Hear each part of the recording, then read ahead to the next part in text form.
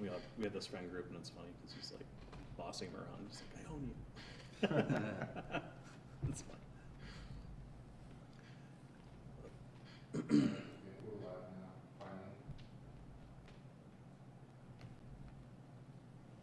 You can, feel free to smoke. I mean, I just, I envision this place filled with tons of smoke, so like, just. It's an open space, it's a pretty open space, We have so a it's gonna be fog hard to machine at get the it, house. like, Right? I got one too, and double down. Give me one of those things.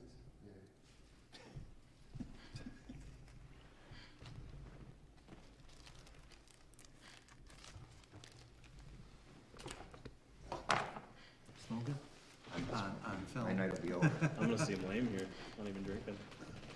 Huh? I'm gonna seem lame here, Either- not even either drinking. not. You wanna adjust? You want Adjust water? or something?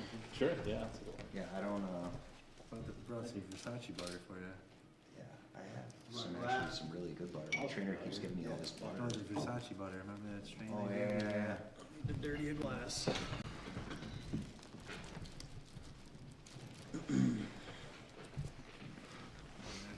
These strains. You smell that. You just No, I know. off and everything. So my buddy he's a ceramicist potter. Do you do that too? Me? Ceramics. No, not I you. did in high school. Yeah, right. So Clay he, kiln. this is the stuff that he grows a ton of pot every year and he just gives me. And it's,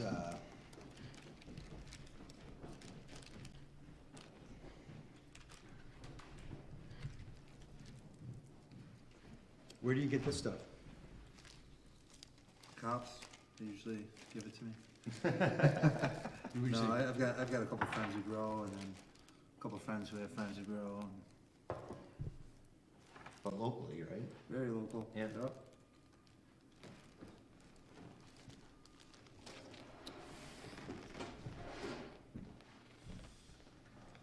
Just can't say right where.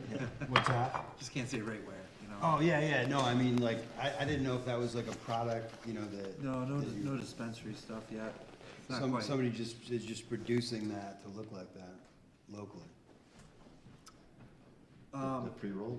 It looks all different, and then those are just cones, they come empty, and they put them in a Oh, grinder. okay, and so put 'em you're on filling trays. those, Yep, yeah, yeah, But it looks, yeah, manufactured. Should have brought the advent calendars. Right? Oh, We- it just doesn't we have made- any calendar. We made each chocolate advent calendars. Do you do edibles? should do a podcast. I don't dabble at all, really. Either do I, I can't. I I just- can't, I it's can't just- hang, I'd be, The extent of me smoking weed is like, once in a blue moon, I'll take like a hit off a joint, and it puts me into like a whole A different trance. fucking, yeah. it's usually after I've had a few drinks, and that makes it like, that just didn't, This motherfucker will come here like on, like a lunch break or some shit and roll a blunt and, Yeah. and Well, smoke it. yeah, there's so many people I It's know that entirety. just smoke all day long, Yeah. and that's their nonstop. norm. Snoop Yeah. Dogg. It's like they actually are weird when they're not smoking, it's Yeah. like when they're Yeah. not high. Like enraged. It's like, that's who Their they are. anxiety goes through the roof, and then Yeah. they start freaking out. That's the thing, keep my anxiety. at Yeah. bay. Well, you don't wanna do, pharmaceuticals, so it's, Exactly. it's the natural Right. alternative. It is, but it's still really, really powerful. Sure. And I think that some people go a little too far. Oh, yeah, sure. Do you remember how much Lewis smoked? Oh.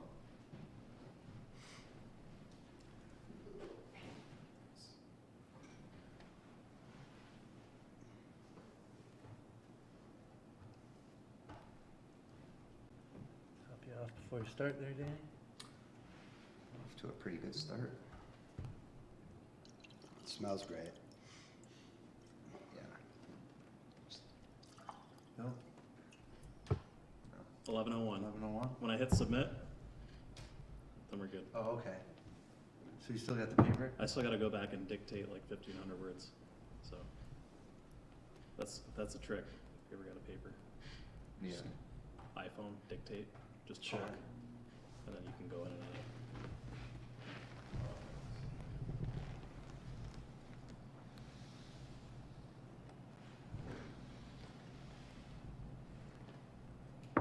You know Brian Amory's? It's Larry's daughter's ex-husband. Have you ever met him? What, like how X? Like the Within father your- of Vincent and Gabe. Okay, yeah, I think I met him. Cool Yeah, guy, really yeah. cool guy. He'd Yeah. be cool in this environment. He's just calling right now. So, Tell him to come over. I don't know what he's doing. He's calling. He might be at the restaurant. Hey, what's going on, buddy? Good, man. Just getting ready to do this podcast with my cousin Cosmo. Well, yeah. What are you up to? I thought you might be at the restaurant if you were calling.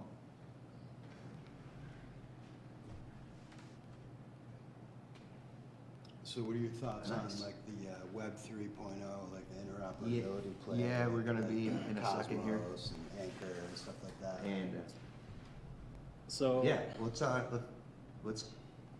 catch. to preface Okay. it, before this paper I had to write, I didn't really mess with it. So I thought it was Uh-huh. very multi-level marketing, Sure. in your face, and I didn't want anything to do with it, right?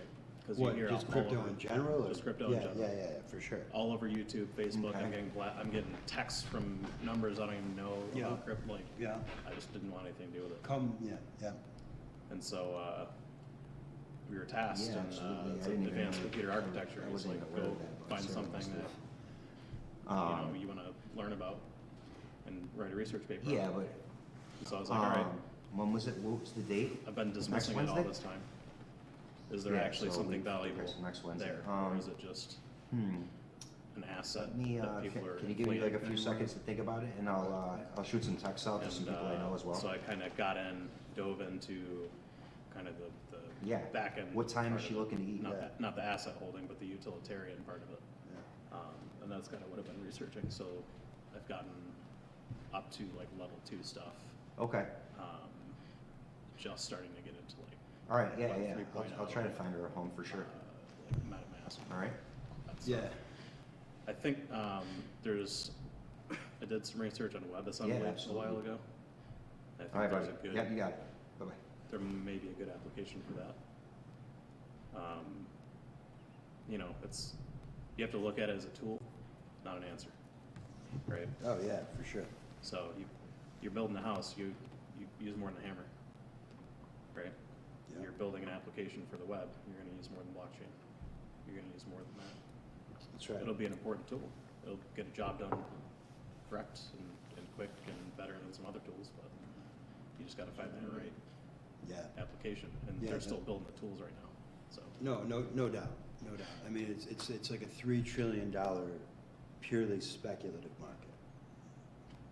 Well, you've got, There's very little utility, yeah, I mean, you've got layer 3 stuff now, which is starting to get into decentralized finance, which is where it's actually gonna be useful. Well, yeah, I mean, and that's where it's gonna be lucrative, right? Because Bitcoin as a store of value is digital gold. The market cap of gold is about 10 trillion. The derivatives market is like a quadrillion, right? So that's Yeah. all the money. Yeah, So the DEXs are, they're real, but I think the feds are gonna squash them, before they get, too autonomous and free flying. I think that, the regs are gonna be, Yeah. well, I think like, they're over. dude, today, the market fucking cratered, man. It would've been the perfect time for you to get in. Did I'm you ready. on board? I'm ready right now. I finally got the bank information updated. Did you put any money on yet? No, because I wanted Oh. to talk to you and Mark before I did Yeah, anything you crazy. well, it would have been easy today because Bitcoin hit 51K. Right, yeah. And it might hit 48K like next week Right. before it goes, parabolic, but yeah, we'll talk more about that. But that's, and crypto is like the one constant, but I think just to kind of preface what's happening here, everybody in this room would agree that like they're unhappy with the way the information is moved around, right? Like, there's, I always say the medium is the message, right? And we are at a point in time where we have control over the dissemination of our content, right? You want to be a content creator, surely you want to disseminate that content, you know, autonomously, right? So that's the backdrop to this, is the opportunity to say whatever you want, and then to send it out to as many people, you know, as you want, you know? And it's like intoxicating, Right. you know, the prospect of that. It's a little scary, Yeah. but, you know, we have that opportunity now. Right. And obviously, when I thought of, when we were talking at my sister's, Right. when I'm looking at you, I'm looking at like the culinary piece. Right. But it's more than that now, because now you're a businessman. Right. And that's kind of where, you know, I wanna start this, you know, you're gonna just do, you know. Yeah. So, yeah, I mean, I was thinking about it, you know, on the ride Should we downtown. put these on now? You want Yeah.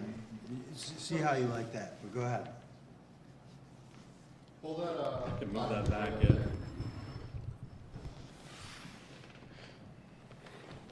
Good. Good? Do you hear anything in there? Yeah, I can hear. Yeah, all right. Yeah, so, Do you like it better with them on? I mean, I prefer them off if. Yes, Yeah, that's yeah, fine. just- Is that, Just go casual, because. Let's do it. That's what we hear.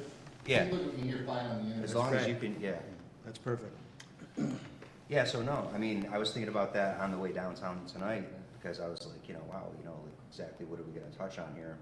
Since we're live, let's just break in and just introduce who Oh. we are and stuff. So anybody who might be watching has an idea. Sure, so, Danny Vall, I'm, the owner of the York in downtown Syracuse. Lee Bortonaro, beverage director at the York. Bill Gombiewski, do marketing, and a bunch of other stuff. It's kind of always there. Everything. Guy wears a Yeah. lot of hats. Do the IT, do all that stuff. Yeah, Great. but yeah, so I mean, the culinary component of the York is obviously what I initially set out, like, you know, that was the main focus, at least that's what I thought at the time. But even prior to the York, and even like, you know, that kind of like coming to be, like, there was no like real plan as to like how I was gonna, like, you know, I never said to myself, I wanna be a, you know, a fucking chef, or I wanna be, you know, like the next best, you know, restaurateur, or any of that. It was kind of like a lot of bumps in the road, you know, and like kind of like just like a lot of trial and error to get me to that point. So, you know, as far as the culinary thing goes, that's just something that I found was easy, you know, over the years, like coming to this point, like coming to that point, I guess. Like, you know, I was never like trained like how to like cook, you know. It just kind of like happened, you know. It's just like You told me you were like cooking for your friends. yeah, so I would like cook dinners for my friends, you know, and I was like, you know, like we'd get together like once in a while, you know, and they'd be like, dude, you know, like what the fuck, you know, like this is really good, and I'm like, yeah, you know, it's all right, and I didn't really put anything into it, you know, I didn't think of it like it, you know, this could be like a future, this could be like something, you know, I move into later on in life. There was absolutely zero plan, you know, so it was all kind of by default, and just like, you know, as I did more and more of those dinners, things kind of started to unfold, and it was like, wow, you know, maybe there could be like a future in this, you know. And then obviously with Larry, like entering the picture, kind of like where I was at a crossroads in my life, you know, him being in the position that he was in and allowing me to get involved in that, like, you know, environment, you know, like kind of like opened up a lot of doors as well. And So that's the Dino piece. Yeah, like that's Larry right. being a partner in the Dinosaur. yeah, so Larry being, you know, co-founder of Dinosaur Barbecue, co-owner, and, you know, me kind of like spinning my wheels in Syracuse right after high school and during high school even, you know, trying to figure out like what I was going to do, you know, with my life basically. And, you know, so here I am doing that, and you know, and people are telling me, you know, people that are close to me are telling me, oh wow, you know, this is really good. You're talented. You know, if you're not going to go to college, you know, you could always go maybe check out culinary school, blah blah blah. And I'm like, yeah. And you know, I kind of just like put it off for a while, and you know, it finally got to the point where, you know, Larry's like, well, what the fuck are you going to do with your life, you know? And you know, this was like really early in our relationship, and I was like, you know, I don't know. He's like, well, you know, I can give you an opportunity working at the restaurant. It's not much, but it's something, you know, like whatever. You know, and I had already been doing, like I said, some dinners here and there for friends, and you know, but it certainly wasn't like starting off in a cooking. You know, I didn't start off on the line. You know, like it was like start off as a dishwasher. You know, like this is where.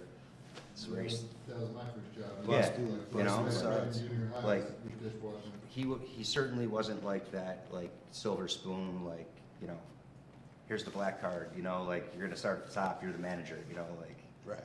I'm banging your mom, so you know I'll give you whatever you want, you know, like It goes down that way, that so- wasn't the path, you know, that certainly wasn't going to be the case with him. That just wasn't his style, and I admire him to this day for being that way, you know. Sure. So because that's kind of like if I had kids, that's how I'd be, you know. But yeah, so like you know, so that you know, again, it was like more so being just kind of thrown into that fire. And still doing the cooking on the side. And then as I spent more and more time there, I started to wear different hats in the restaurant, you know, and before you know it, there wasn't many things I could do in the restaurant, you know. But again, starting small, you know, dishwasher, barback, busboy. Well, you took to that environment though. Yeah, It was because easy I love for the you. action. Yeah. You know, that's just the story of my life, though. Like, even before I figured out anything that I wanted to do in life, as turbulent as things may have ever been for me growing up, like, I always loved that, like the action, like, whatever it may be, you know. Mhm. You know, I was a punk on the north side growing up. I didn't have a pot to piss in, selling drugs and doing stupid shit when I was, you know, 13, 14 years old. Like, just, you know, again, but I loved it. You know, I don't regret it. And that kind of like, I feel like, again, you know, that's just like, it's one of those like things that kind of got me to where I am now, you know. It's just like the bumps in the road. It's like chapter after chapter. And, but yeah, so eventually, you know, we got to the point though where it was like, you know, you grow up a little bit and you're like, hey, you know, like really what the fuck are you gonna do with your life? You know, everybody else is kind of passing you by. You're still that like, you know, guy, you know, now I'm like 20, you know, I'm still in Syracuse. I'm like, you know, everyone's away at school that I went to high school with. I'm hanging out with the kids that are still in high school that were like 2 years below me, you know, getting fucked up and working at Dinosaur. You know, it's like, all right, Yeah. this is cool, you know, but it's not, you know, so. So I started, you know, cooking. I kept cooking all along, you know, and eventually, you know, Dinosaur was on the verge of expanding, you know, so they went into Rochester. You know, I was on board with that operation right from the start. So I finally got a chance to see a restaurant actually like built from the ground up. You know, what goes into an actual, you know, full service restaurant? How does this whole thing look? You know, and it was, you know, John, Larry, and Mike at the time. It was, you know, their second, you know, restaurant. You know, the other one was kind of like pieced together, right, over a course of time. So this was like their first real, fully funded, like right out of the like gate. Like this is going to be, you know, our second. It's like their location. second album. Right. Yeah. It's like right. So I got a chance to see that all come together at a young age too, and you know, and again, I found myself like coming back to like I loved every aspect of it. You know, it's like. It's just that there's a lot of moving parts, but at the same time, it keeps you on your toes. And I'm one of those people that, if you know me, I just don't sit around much. You know, I'm on the go. I'm always like, I got to be doing something. So. That kind of goes with territory in particular, you know? Yeah, I mean, you would think, right? So like, Rolling if you're in this stone business, gathers no moss. I see. Yeah, exactly. Especially in this business, I've seen a lot of people come and go because they just don't have the hustle, you know, they don't want to grind. So at what point in the Dino saga though, like that, I mean, you talk about that a little bit, because I know that there was like some conflict, right? Because you're a strong personality. Sure. You're confident, So, person. Yeah, and through ownership there, right, you have, you have Larry, obviously, who, as well as anybody, had a very, like, strong, as well. I don't know if you ever had a chance to meet Larry, but, very, very, very strong personality. And then you have John Stage, and I think that, John is obviously very strong personality as well. Right. And very intimidating, I think, almost by default. Like, I don't think, it's just I feel like a lot of people look at me in the same way as John sometimes. He's like intimidating almost by default because of his appearance and maybe his stature and maybe the way that he's just doesn't, I don't know, I'm not gonna speak for him in that regard, but I don't put myself out there in situations. Like, if people don't wanna come over and talk to me, I'm not exactly the guy that's gonna like pry into somebody's like social circle, right? And that's like kind of how I could relate to why people would be, turned off or like, whoa, John Stage, I hit it off with him right away because I felt like comfortable with him, I admired him.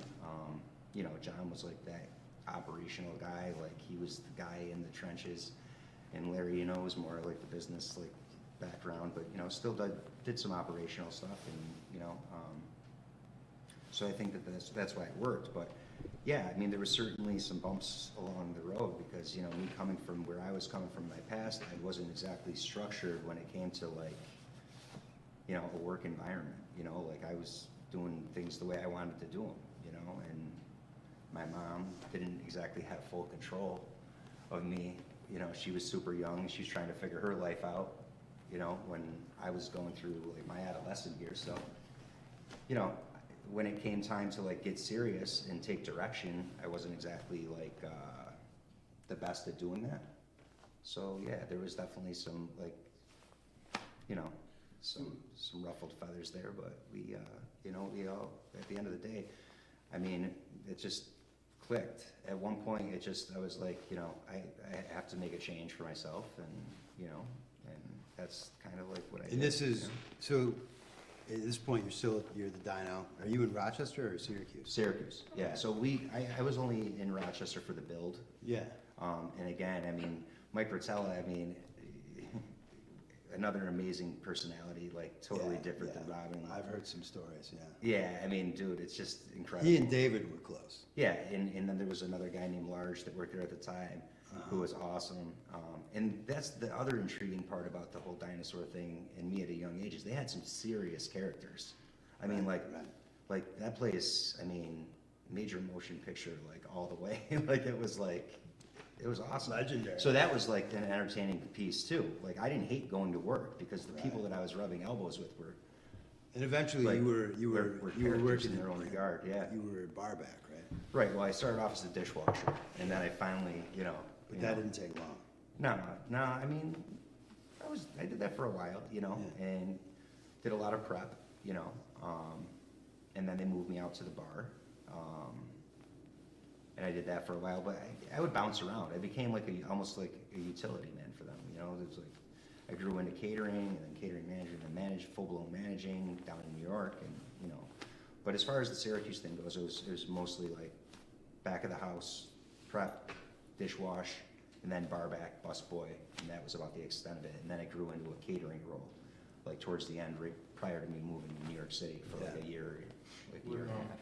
When you're catering, when you cook for your friends, like, what kind of stuff entails there? Because I used to work in restaurants a lot, and I've done a lot of cooking. Like when I was in LA, like we'd get out to the desert, and like I had an old Mercedes. Yeah. And I would load the cooler with like, really nice ingredients, and then Sure. I would just bust out the grill. Right. People were wandering around at 4 in the morning, lost, and come Yeah. here, and I'd just give them something like really luxurious. Yeah, Like, yeah, kinda just like blow 'em away. Throw them off, And Right, so like that's your New York piece, right? right, even prior to that though, like we would do like these dinners, like I would go to SU like tailgate parties, and we would roll up and like people are eating hamburgers, hot dogs, whatever, Right. and I'm busting out like lobster tail, like full blown. People are like blown the fuck away. Yeah, Like they're like holy shit, like who's this fucking guy? And then more and more people were like requesting, they're like, yo, you want to come? Hey, they're like, hey, I got tickets, and I'm like, yeah. There was a bit I'm on like, the other part it's like like, a decade ago where they were lost in the woods, and they had 2 guys were starving, like, the Sure. snails, but then the two main guys were like, out of the back of their car, like, cooking like gourmet food, Yeah, like, yeah. like canned. And I always thought that was just like a hilarious angle to Oh, dude. pull on people, you know? No, it is, because you're completely catching people like off guard. Like they're like you're not expecting that at all. It's like Right. the last thing they expect, you Yeah, know. yeah, And yeah. like even me too, though. You know, like even as a cook, you know, Mhm. it's like even if I'm at like a tailgate, I'm still always mesmerized by like some of the things that people pull off. Yeah, you know? but so, and with that said, I mean, you obviously hit the next level because you moved to New York and were you Yeah. working at Per Se? Yeah. So well, yeah. I mean, So when did you Yeah. have the moment when you were like, I can fucking do this, like I can cook? So yeah, so basically, it got to the point where I wasn't just cooking for friends anymore. I was cooking for adults, you know, like families and like for like smaller functions, you know, like dinner parties and like you know like some corporate stuff here and there, like but like 10 to 20 people, but some plated dinners, and like then I was like, wow, like this is you know, and obviously the feedback was all positive, and so again, Dinosaur was looking to expand in New York City, and I was like, you know, it had always been kind of a dream of mine to get to the city. Like I still love the city to this day. You know, it's like that's to me, it's like that was everything. You know, and with Dinosaur expanding into Harlem, you know, I spoke to Larry, and I was like, Larry, you know, I want to move to the city, and he's like, well, what do you think about maybe going to culinary school and helping getting the restaurant open at the same time? And you know, I remember at the time just being like, it was like, you know, I just like blown away first by his generosity, and like by the opportunity. I was like, you know, it was like a dream come true, because here I am, right? Not that far removed from being an asshole and doing all those things that I did when I was younger, and then going, you know, to New York City, like living out, basically almost like living out a dream. It's like, so yeah, so I was like, of course, you know, like let's go.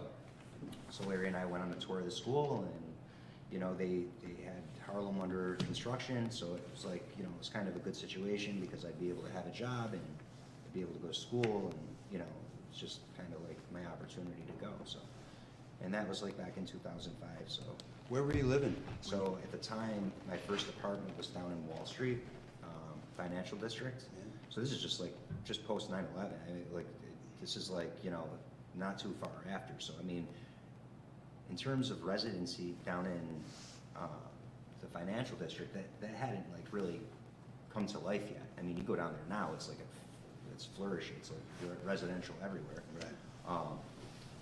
So yeah, so I was living down there. So like my school was in Soho, so it was only like, you know, a 2-second ride on, you know, on the subway. So I was like, it worked out, but you know, it was tough because I'd go to school. I'd wake up for school at like 6:30 in the morning, get to school by 8, in school till like 4, and then at 4 I'd have to take the train all the way up from Soho to Harlem, which is cross town all the way up. I mean, so it, you know, it's a fucking commute after you know you've been up since 6:30 in the morning, and then I would work from 5 o'clock there till 12, 1 in the morning, go out, get banged up, take the train back, you know, from wherever, and do it all over again, you know. So it was a grind, but I was like, again, just completely enamored by the fact that I was living in the city, going to school. Like it was like pure adrenaline. Like, I mean, Yeah. it was like fucking, like this is For fucking, like years, right? oh, this is fucking amazing. You know, like I was like, so yeah, so I went to the culinary school at French Culinary Institute in 2005, and So how notable, I've never really talked to you about that, so how notable of an experience was the school? so at the time, it wasn't that saturated, but like, so like, say like FCI would be like a program for people that didn't want to do like college electives or take a 3-year program at like Culinary Institute of America, right? And I wanted to be right in the city as well because I was going to take the job at Dinosaur. So FCI was like the second best option to CIA. So it was a shorter program, and it allowed me to work where I had a job, you know, and I guess, you know, helping also Larry and John with whatever they needed, and still kind of like staying true to the brand that got me to that point. Like I felt really good about the situation, you know what I mean? It clicked. So that's why CIA was never really an option, you know. had Dinosaur never come to the city or expanded to that location, then I think that there may have been an opportunity for me to go there. I think Larry would have given me the opportunity to go wherever I wanted, you know. He was cool like that. So but that just made sense at the time. And I'm happy that looking back on it all, that's, you know, we chose to do, because, you know, I just fell in love with it, you know. My chef instructors at the school were great. I mean, these guys were like, you know, some of the founding fathers of, you know, like classic French cuisine. I mean, it's like serious players in the game, and you know, again, it wasn't one of those things where I had to spend 3 years to get my diploma. It's, you know, it's a year and change, and But it impacted you like in a oh, real way. I took it and ran with it. You know, it was like immediately I excelled. So there's people in culinary school. You know, you get into your class, you're looking around, right, and you're like, here I am. I didn't know shit about like what a culinary class looks like. You know, I don't know what my classmates are gonna look like. You know, I get in there, I got a guy that just sold like $1 bazillion shares of Oracle or whatever. He's retired, he's in his 50s with his wife, and they're in my class, you know? And Just so you doing have it for fun. those people. And then you have fucking people that like are just completely like fucking spinning their wheels in life and have no direction. And their parents had money and they're like, you know what, try this. The fucking people don't even know how to make a peanut butter and jelly. They don't even know what peanut butter is. You know, there's those people. And then there's people that are like, you know, bona fide. They're like, listen, I want to be the next Michelin star chef. Like this is where I'm going. And some of those people that I actually graduated with ended up moving on and doing a lot of that, but very few. So I was kind of like taken back by it because I was expecting more of that. And there was, you know, a lot more of the, like retirees and people looking for life changes and people that just kind of hit dead ends and were trying something new. So yeah, but Dilettantes. yeah, you know. But the level of instruction was there. Oh, absolutely. If you wanted to access it. Yeah. So, but it was also cool for me because like I had already been like cooking, so you know, and I already had a lot of restaurant experience. None of the people that were in my class had any restaurant experience. They were all like looking to get into that. So they thought that they would have to get like technical training to be like, to work in a restaurant, you know what I mean? Like, whereas I was just kind of thrown into the fire and, you know, and I'd already been cooking for a number of years and it just kind of came natural to me. Did these masters like recognize that you had like fire, that you know, there was something there? Yeah, I mean, so like, I mean, as we went through the course of our program, you know, the cream kind of rises to the top.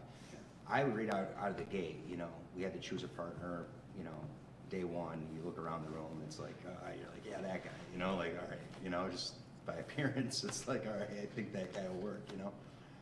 But him and I ended up working really well together, and we were crushing it, you know, and before we would go off on our own.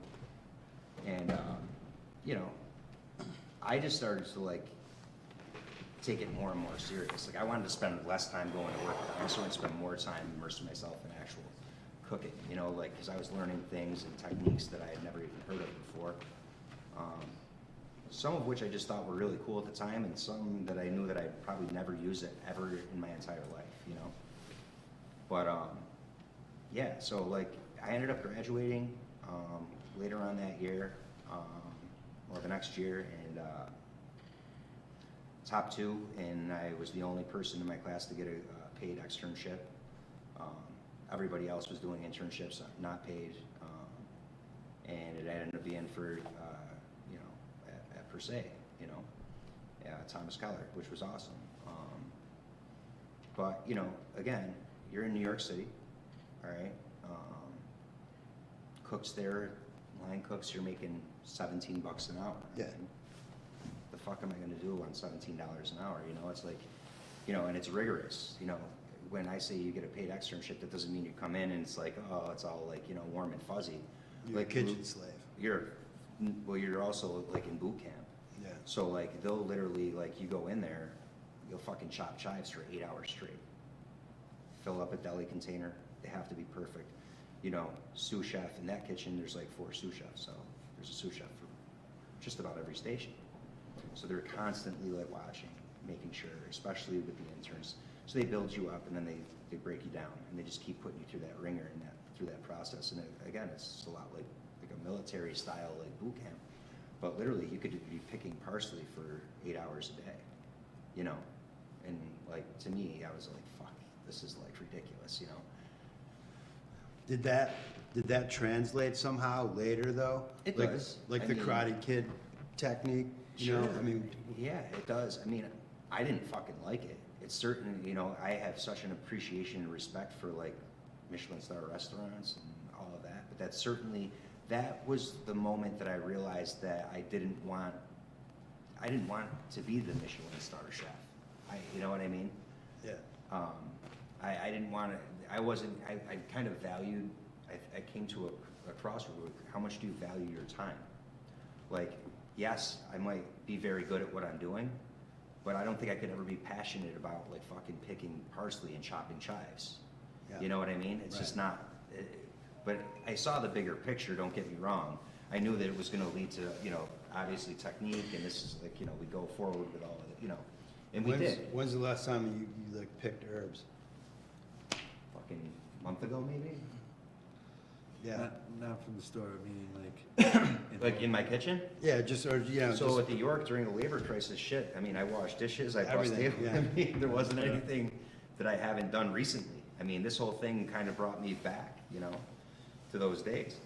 But again, you get the most respect, I feel, from your staff if you'll get down in the trenches with them and they can see that you are able. lead by example. Yeah, well, yeah, that's the best model, I think, so. But yeah, so we ended up getting, you know, I ended up doing some time there, and I didn't exactly love my time there. So how long? It was more of like probably like 3 or 4 months, you know, Yeah. nothing crazy, because I couldn't fucking take it. That's, I mean- that's a long time to be like picking parsley. Well, it wasn't just that's just like for the first like couple, you know, weeks, and you know, I remember talking to my mom, and I'm like, dude, I can't, you know, you know, the whole, yeah, I'm honored to get this, but at the same time, like, I'm fucking over it, you know, like, I'm not getting paid enough money, you know what I mean, and the hours are rigorous, and it's just, I'm losing my mind, you know, and again, it just reminded me a lot of the stories that I have from my military friends in boot camp, like, Yeah. you know, it's just tough, you know. And then I also was thinking about the light at the end of the tunnel, because, you know, they certainly, everybody there, you know, the cooks are very uplifting, you know, the people that made it through that are still there, and the sous chefs are like drill sergeants, and, you know, but the cooks that made it, that were there, you know, were cool. Like, yeah, you know, we were super supportive, but that wasn't enough. I was just like, you know what, I'm living in New York, I like, you know, there's gotta be more, you know, to this right now. Sure. You know, so I didn't stay that long, and that was another like time where I didn't know exactly, like, after culinary school what it was I was gonna do. I was kind of like in the city and trying to figure out, you know, what it is I was gonna do, you know, yeah, so I went back to Dino, like, briefly, and my lease was ending on my apartment, you know, and I remember I was like, what the fuck am I gonna do? I can't stay at Dino. Like, obviously I went to school, it's like either get a job at another place cooking, you know, and again, it was just all about cooking, because I felt that I went to culinary school, Larry invested this money, and, you know, I felt like obligated to make him proud, you know, and see it through, but it's not exactly how it all worked out. So, you know, I ended up coming back to Syracuse. Just didn't really know, you know, what I was gonna do. But that, you know, that was after a few months of just And how old are you at this point? 22, 23. So, you know, it just, yeah. I ended up taking literally to the computer, going on Craigslist, and I was like, you know what? I was like, I gotta get the fuck out of Dinosaur. I literally lit a match that whole exit and like walked out. Did like the worst possible thing that you could do. You know, in Larry, in my mom's eyes, I was like, fuck this, I'm out of here. I literally walked out in the middle of the shift. I was like, fuck this, I'm not gonna do it, you know? So obviously that didn't exactly make them happy. So now I'm really on my own in the city, because they were like, look, you know, send you to school, you don't have a job, you're not doing this, you're not doing that. And I'm like, fuck, you know, like, I'm just not gonna I can't do this. So I literally went on Craigslist and I was like, I gotta do something else, you know, with my time. So, Hotel Gansevoort, hottest spot in all of New York City at the time, just built, like, only like sick rooftop in the meatpacking district. They needed a bar back. And I was like, so I sent my resume in, guy calls me in, you're hired, you know, get the job. And that's really the job that changed, like, fucking everything for me. Like, so, I mean, you know, I got a chance to see the kitchen of that hotel, because they were putting out, like, amazing shit too, you know? Because the guests there were, like, A-list all the way. So I had never seen any shit like that before, you know, like A-list everything. You know, it's like fucking top of the top. And shortly after, Kevin was the GM. I remember this guy, and I crushed that job because I had already been a bar back at Dinosaur. So they were like, we've never had someone work like this. You know, I was like busting my ass because I loved the fact that I was like able to rub elbows with all these like fucking like A-listers. And the scene again, the action, right? So I was like, wow, this is like fucking awesome. So, you know, I ended up like getting involved with people from work, the bartenders, the wait staff, the cocktail waiters. That kind of led, you know, to the whole nightlife side of things, you know. So now here you have this like cooking background, and then you have me like at the crossroads, and before you know it, they were like, dude, you're too good for like bar back, like there's a beverage director position for the hotel opening up, would you be interested in that? I said, well, absolutely. They were like, okay. So I interviewed for that and I got that job. So now I went from bar back to beverage director there. And I was just like, okay, you know, like this is awesome. You know, like again, you know, you're at the hottest spot in all of the city. You know, you're a year removed from Syracuse, New York, year and a half removed from Syracuse, New York, and you're like, never seen anything like it. So, you know, I started meeting people hand over fist, and that's when the whole networking thing started to click for me. And it was like, this is how you really make things happen in life. It's like, you know, it's like, and it was all new to me, but it just was like kind of a domino effect. I started meeting people hand over fist, and just, I don't know, just kind of being me, and it was cool. Yeah, and you know, me and this kid named Justin Crowther ended up like going out like after work almost every night. We were hitting out clubs like every night, you know, places I used to be scared to even walk up to the rope, you know, like no fucking way I'm getting in that place. I'm not even subjecting myself to the foul. Like I'm not even gonna bother getting denied, you know.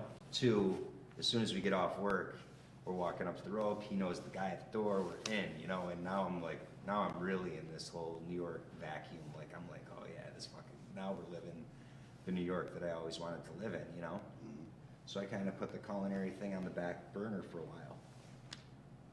And it's weird how this cycle repeats itself. It's like so now I'm like in this whole nightlife thing, and I'm starting to meet people hand over fist, and you know, and having a great time. My life is like fucking complete whirlwind.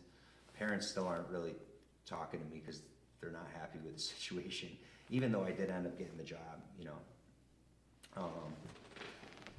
But yeah, so I was there for a while. Justin and I kept going out. We started to meet more and more people. You know, I was meeting promoters and club owners, and you know, I didn't really understand how it all worked at first. And I was like, how the fuck's this guy get paid? You know, promoter, he's drinking for free all night. You know, like just he gets paid to just stand here with a bunch of hot girls and gets paid. And I'm like, how the fuck does this all work? You know, because if you've never seen it before, you know, you'd be like, what is this? This is weird, you know. So you know, they're just providing image for the club and you know, filler crowd and stuff like that. So which me and Justin were a part of. So after a while, we started, like I said, meeting more and more promoters and hanging out after hours and getting to know these people a little bit better. You know, and a lot of these guys travel the world, you know. So again, here I am. I've been to 2 places in my life, Syracuse and New York, briefly. So, you know, so it's like listening to these guys, I'm like, my eyes are like fucking, I'm like, this is the life, you know, this is amazing. Where do I sign up, you know, like, but again, they had like vast networks, so that's, you know, how it all kind of, you know, came together. I started like meeting people and getting to know these guys, and me and this kid Mike Kinney kind of like hit it off. Like we just became really close friends. He was an actor, like a struggling actor at the time in New York City, between New York and LA and Miami. Did some modeling stuff, and like, you know, he had a pretty good network, but he was doing a lot of promoting in Miami, and so he ended up going between Miami and New York for a while. And I remember it was like during spring break of one of these, either like 2007 or 6 or 7, 6 and 7. And he's like, I was like, yeah, man, I have all these girls from Syracuse University that like live in Jersey that are not going on spring break this year that want to come into the city to go to a club tonight. And there's like 20 of them. So they met me outside of this club called Stereo at the time. And they all were like amazing, you know, very attractive. Like I was, you know, they fit the fucking part, you know. They're used to it. They live down there, so. But we stayed in contact because they all love the Dinosaur. So I knew them from up there, and then they knew that I was down there, you know. So it was like a thing. And so I brought them all out one night, and like 20 of them. And Mike looks at me and he's like, Jesus Christ. He's like, you know, you can get paid for this. And I'm like, what do you mean? He's like, yeah. He's like, do you think you could bring out like a crowd like that consistently? And I'm like, I don't know. And you know, sure as shit, like things just started to happen. Like those girls went back and told their 20 other friends, you know, and just started to multiply like anything. And before you know it, here I am now. Now I guess I'm a club promoter because I'm hitting people up, and it's like the club owners know Dinosaur. One of the club owners went to Syracuse University, Mike Satsky, and we became really good friends. And he's like, yeah, you know, it's like the whole thing kind of came together, and he gave me an opportunity to like work Stereo, and that was the first club I ever worked, and it was just amazing. Like I was meeting people again. It was that networking phase of my life where it was just like, it was just awesome, you know. I just remember how happy I was. Like, I was just thrilled, you know. Like every night, couldn't get ready for the night fast enough, you know. It was just like every night we were out, just like having a ball, you know, with like zero worries. It was just like, fuck it, you know. So,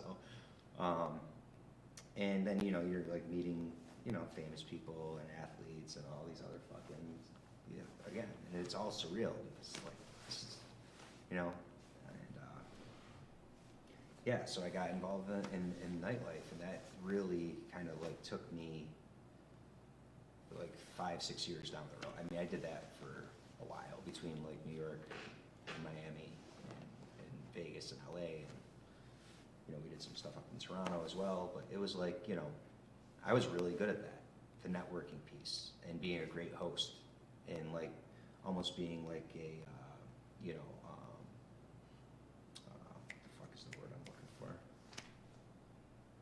Liaison. not a liaison. I should know. Concierge. Like a concierge. Concierge. There you go. Yeah. So yeah. So that's basically what, if you're a good promoter in New York City, that's what you're. I mean, you're not just getting people through the door at a club.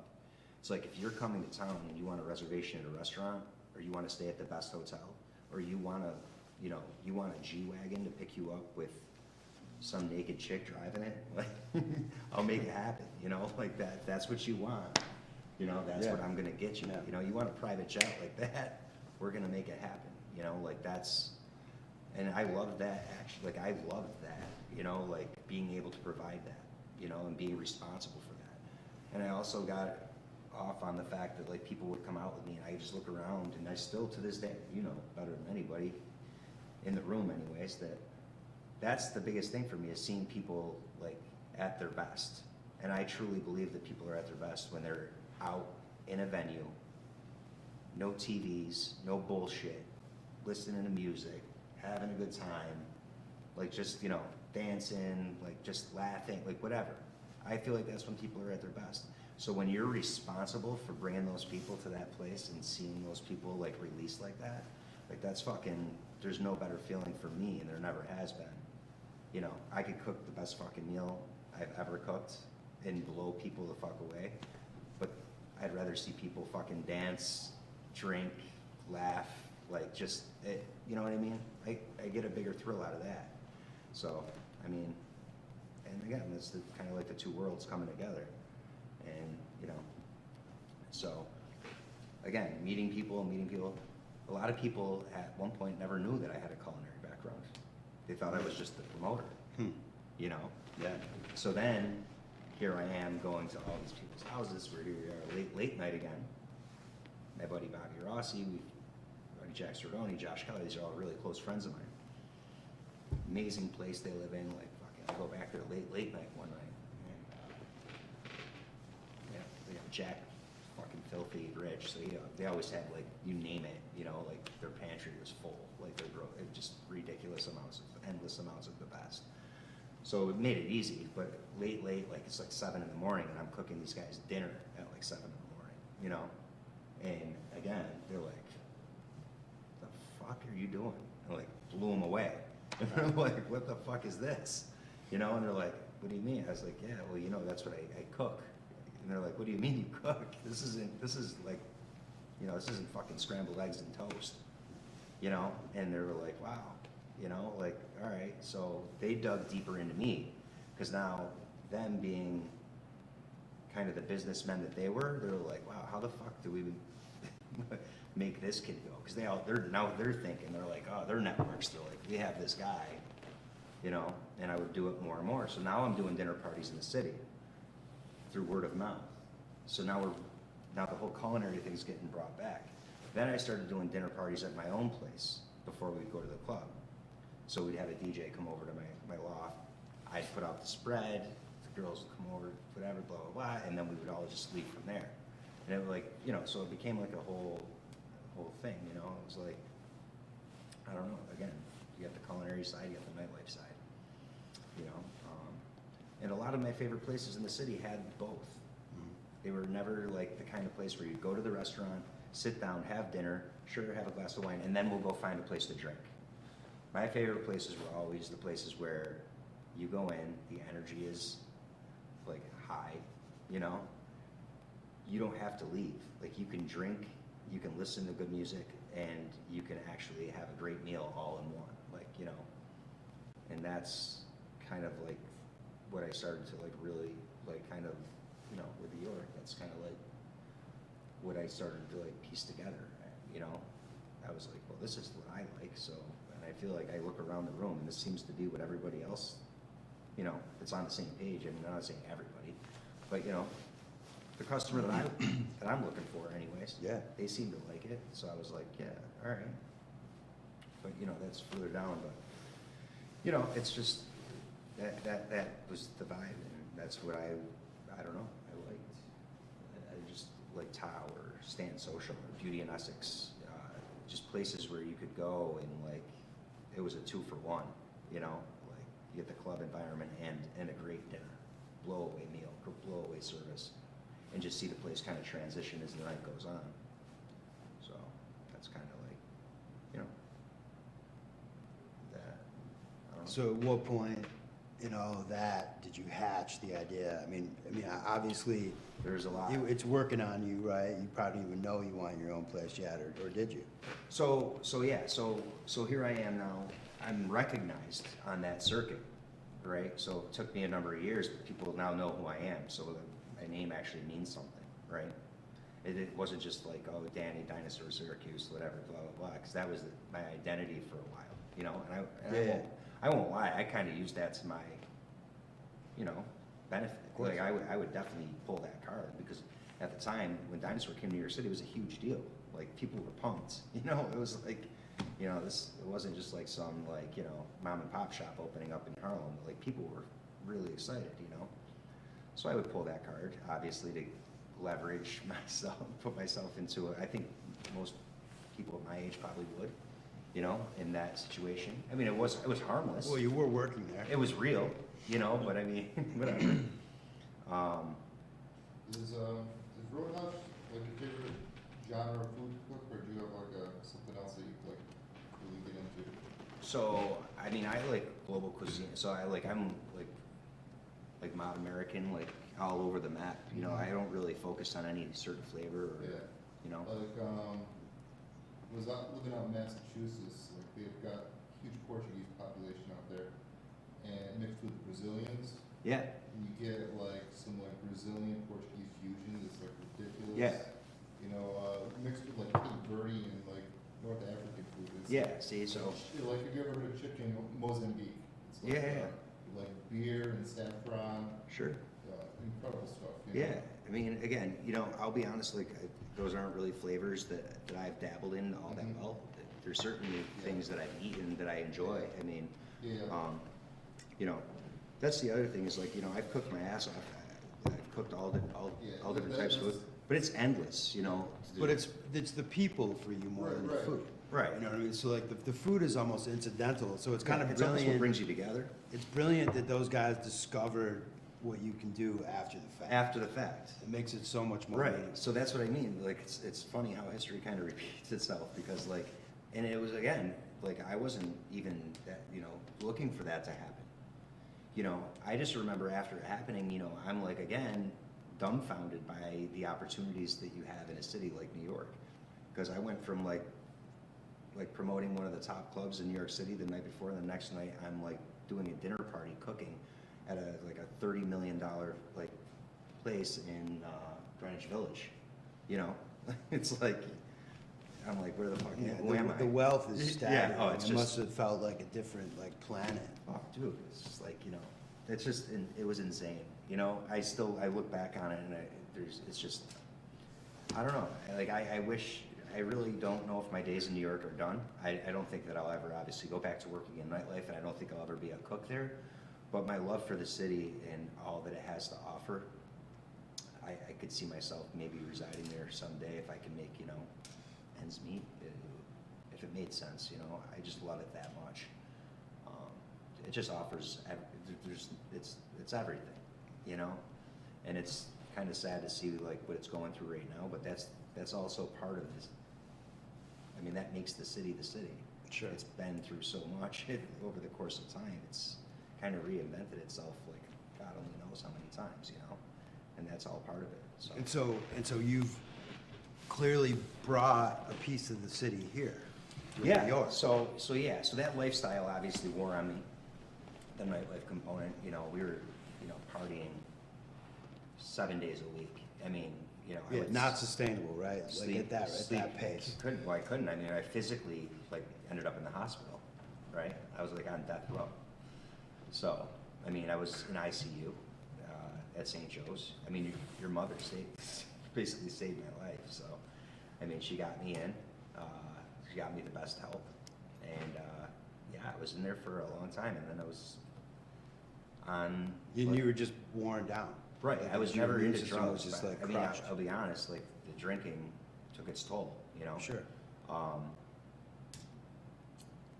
Yeah, I was drinking 6 days a week. I was drinking from 10 o'clock at night till sometimes 10 in the morning, you know?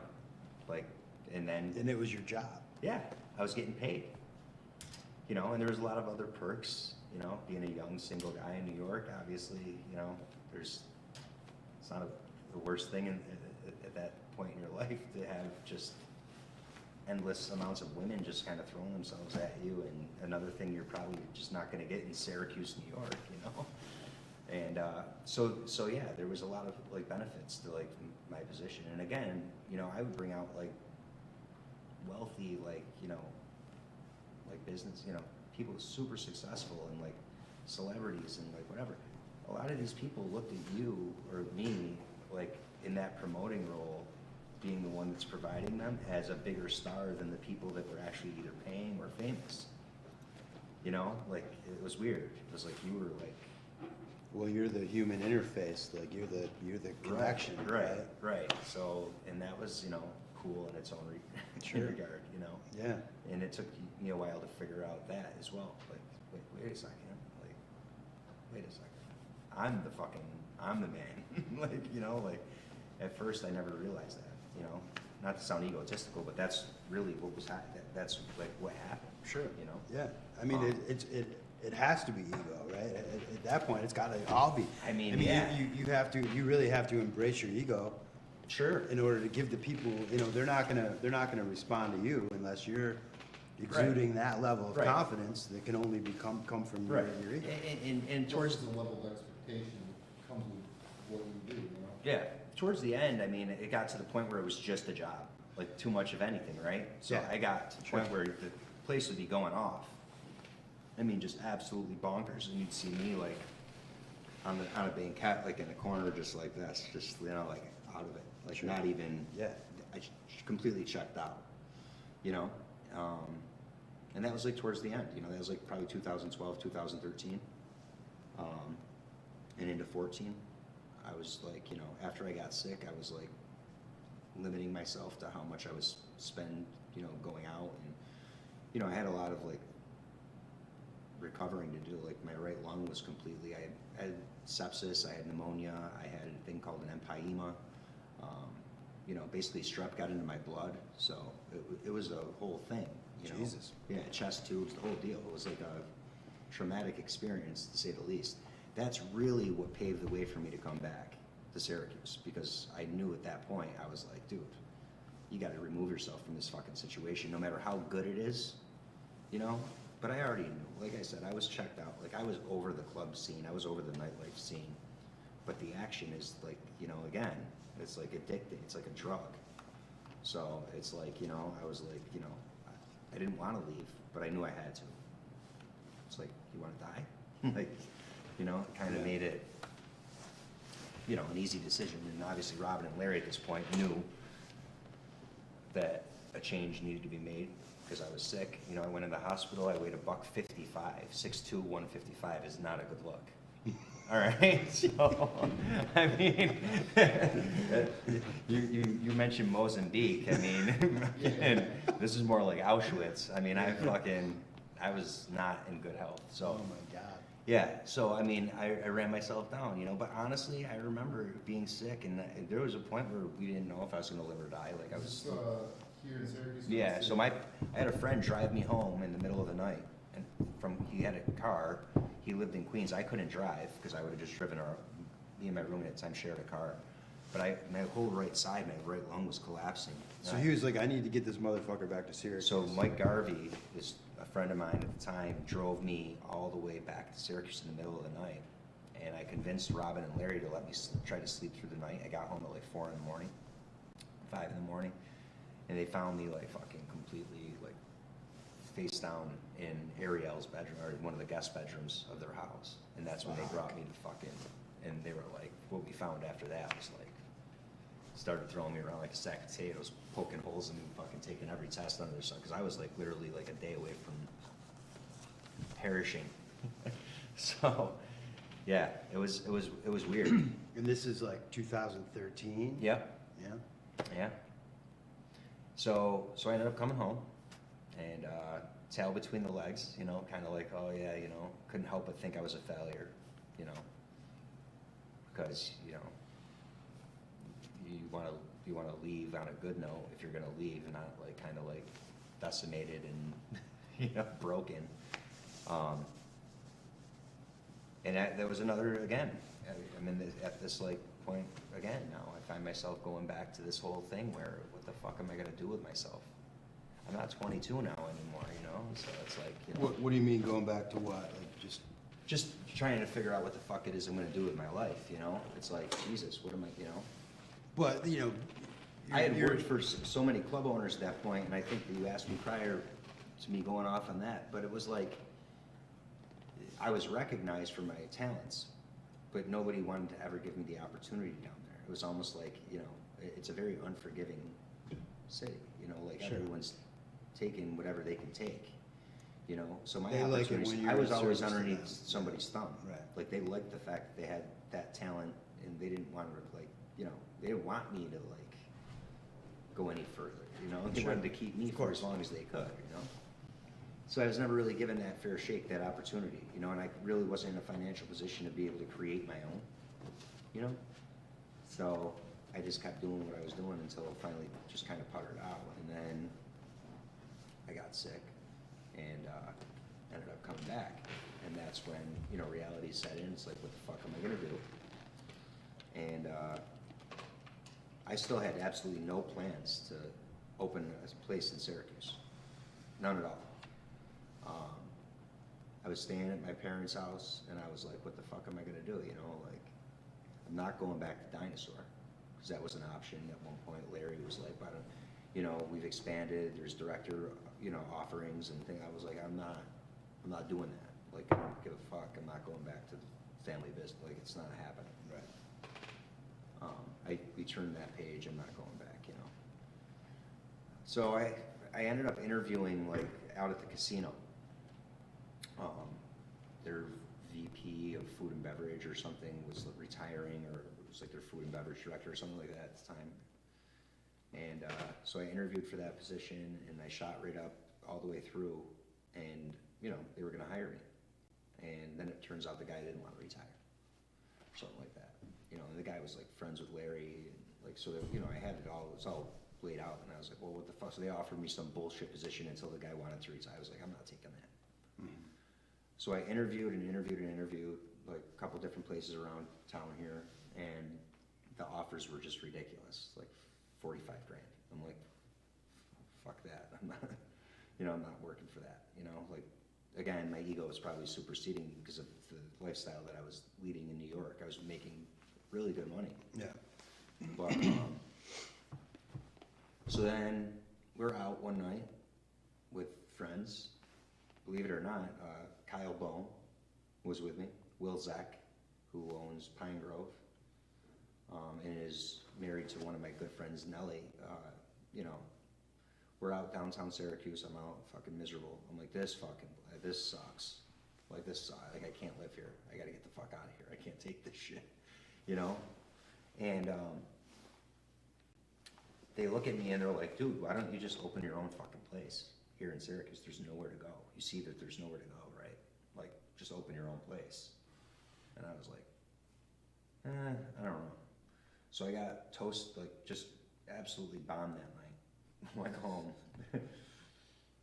Took one of Ariel's old spiral notebooks, literally hammered at like 3 in the morning, and just started drawing in this fucking notebook. The next morning I woke up like 10 a.m. delirious. I went downstairs, Larry's sitting there reading his, you know, New York Times, whatever. He always used to fucking read.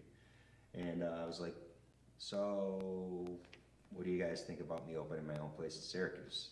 And of course my mom's like, no fucking way. Absolutely not. Like, you are not responsible enough to have your own business. I'm like, Larry's like, whoa, you know, Larry's like, whoa, yeah, what do you mean? What do you mean? Robin, shut up. Like, and I like laid it all out to him, you know, and again, I was delirious, so it kind of just, like, it came right out. It was like, Yeah. and he gave me another chance. So again, he was like, yeah, he's like, well, why don't you start asking around town and seeing what type of spaces are available, you know?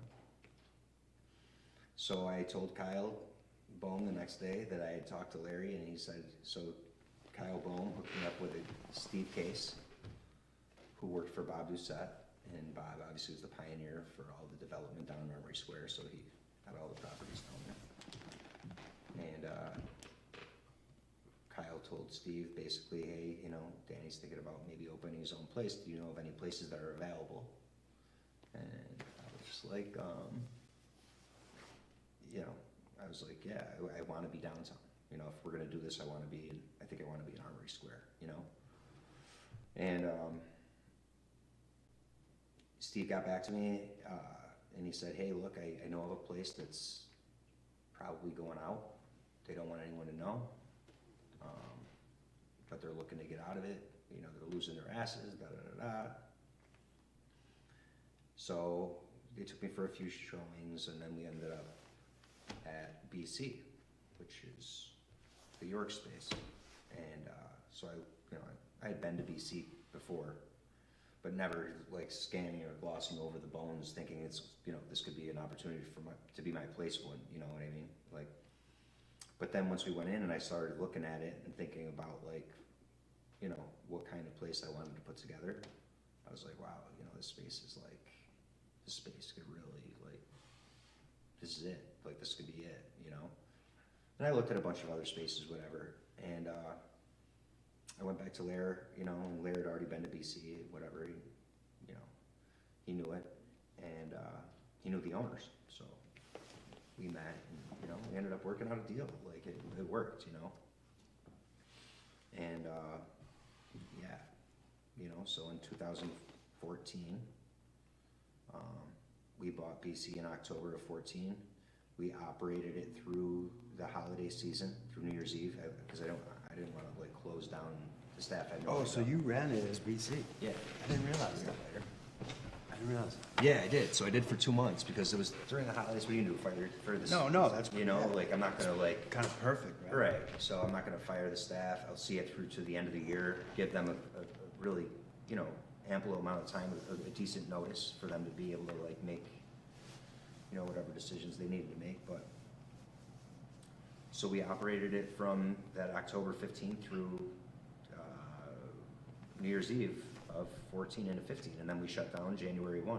We started the build, and we built from January 1st through April. We opened April 15th of 15. So, and it was just me and basically one builder that did that entire thing. There's no. So that was an important, it sounds like that was an important part of that for you, is that you kind of built it yourself, right? Yeah. You did this quiet, like, labor-intensive thing. Yeah, right? I was It's like- I was so fucking nervous, dude. Like I had never done anything like that before. I just remembered the demo of BC, and like, It's gone. well, I remember like Smashing up, but- 3 a.m. on January 1st, like New Year's Eve that night, after everybody left, we started fucking just going to town on the place, you know, like ripping things, you know. One of my asshole friends ripped the sign down off BC, you know, it's like, you know, Yeah, man. inside just like going nuts, you know, just like sledgehammer, you know, it's just like, but then once my builder came in and did the actual demo, he put everything basically in a huge pile in the middle of the room till the dumpster showed, and I looked at it and I was like, fuck, there's no turning back now. Like, this is real, like, you know, like this is, now I have to actually build this fucking brand, you know, like this has to like take off, you know. Mhm. So yeah, the anxiety was fucking, it was there, man. It's like in a whole, totally new territory. Like I had never done anything like that before, you know. But it's like worth noting, I mean, so physically, you like destroyed yourself, right? You said you I had to built tear- myself back yeah. prior to that, you know. Oh, you did? Okay, but it just like, in the arc of your life, it feels Oh, yeah, like yeah. this is an important moment for you, right? Oh yeah, dude. I mean, this is like it, you know. Like New York, I looked at as like the foundation. Like it was like this New York experience provided me all of the knowledge I needed to be able to do this. Like now I'm ready. Like you know what I mean? You know, and then you got like someone like your mom that's kind of doubting you a little bit. So that's also fuel. You know, it's like. Yeah. So I'm like, yeah, I'm gonna make this. You know, I'm gonna make it happen. I mean. But there's just so much heavy lifting at this point, right? Because in the city, people were paying you to just Sure. go and spend Yeah, now it's on extravagant my amounts. dime. Yeah, now, and physically, like, you did a lot of this work, right? Right, So, yeah, like, yeah, yeah. It's Yeah, such every a day. sea change I went every single day during the build. to create this thing Yeah, there was no that you wanted, architects. and You know, there was no like real designer. there was no model for what you wanted to do, Right, like, to right. create this space. Yeah. Where, Me and a guy named Phil Rickles. I mean, who's unbelievable home builder, and you've met Phil. He's a great guy, and I mean the guy's work is impeccable. And I was really blessed to even have him step up and to do this job. You know, he's that busy.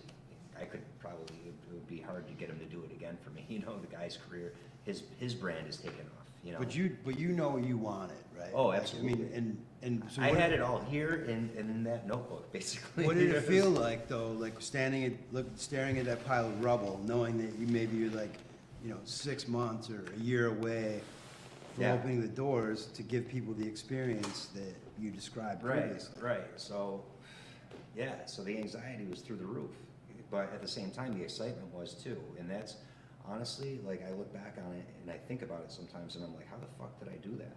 You know, like, how the fuck did I like actually piece all this together?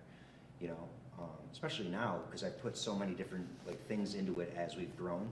I've put a lot more into it and changed a lot of things and kind of refined the space and, you know, the menu, whatever, you know, as we've grown, you know.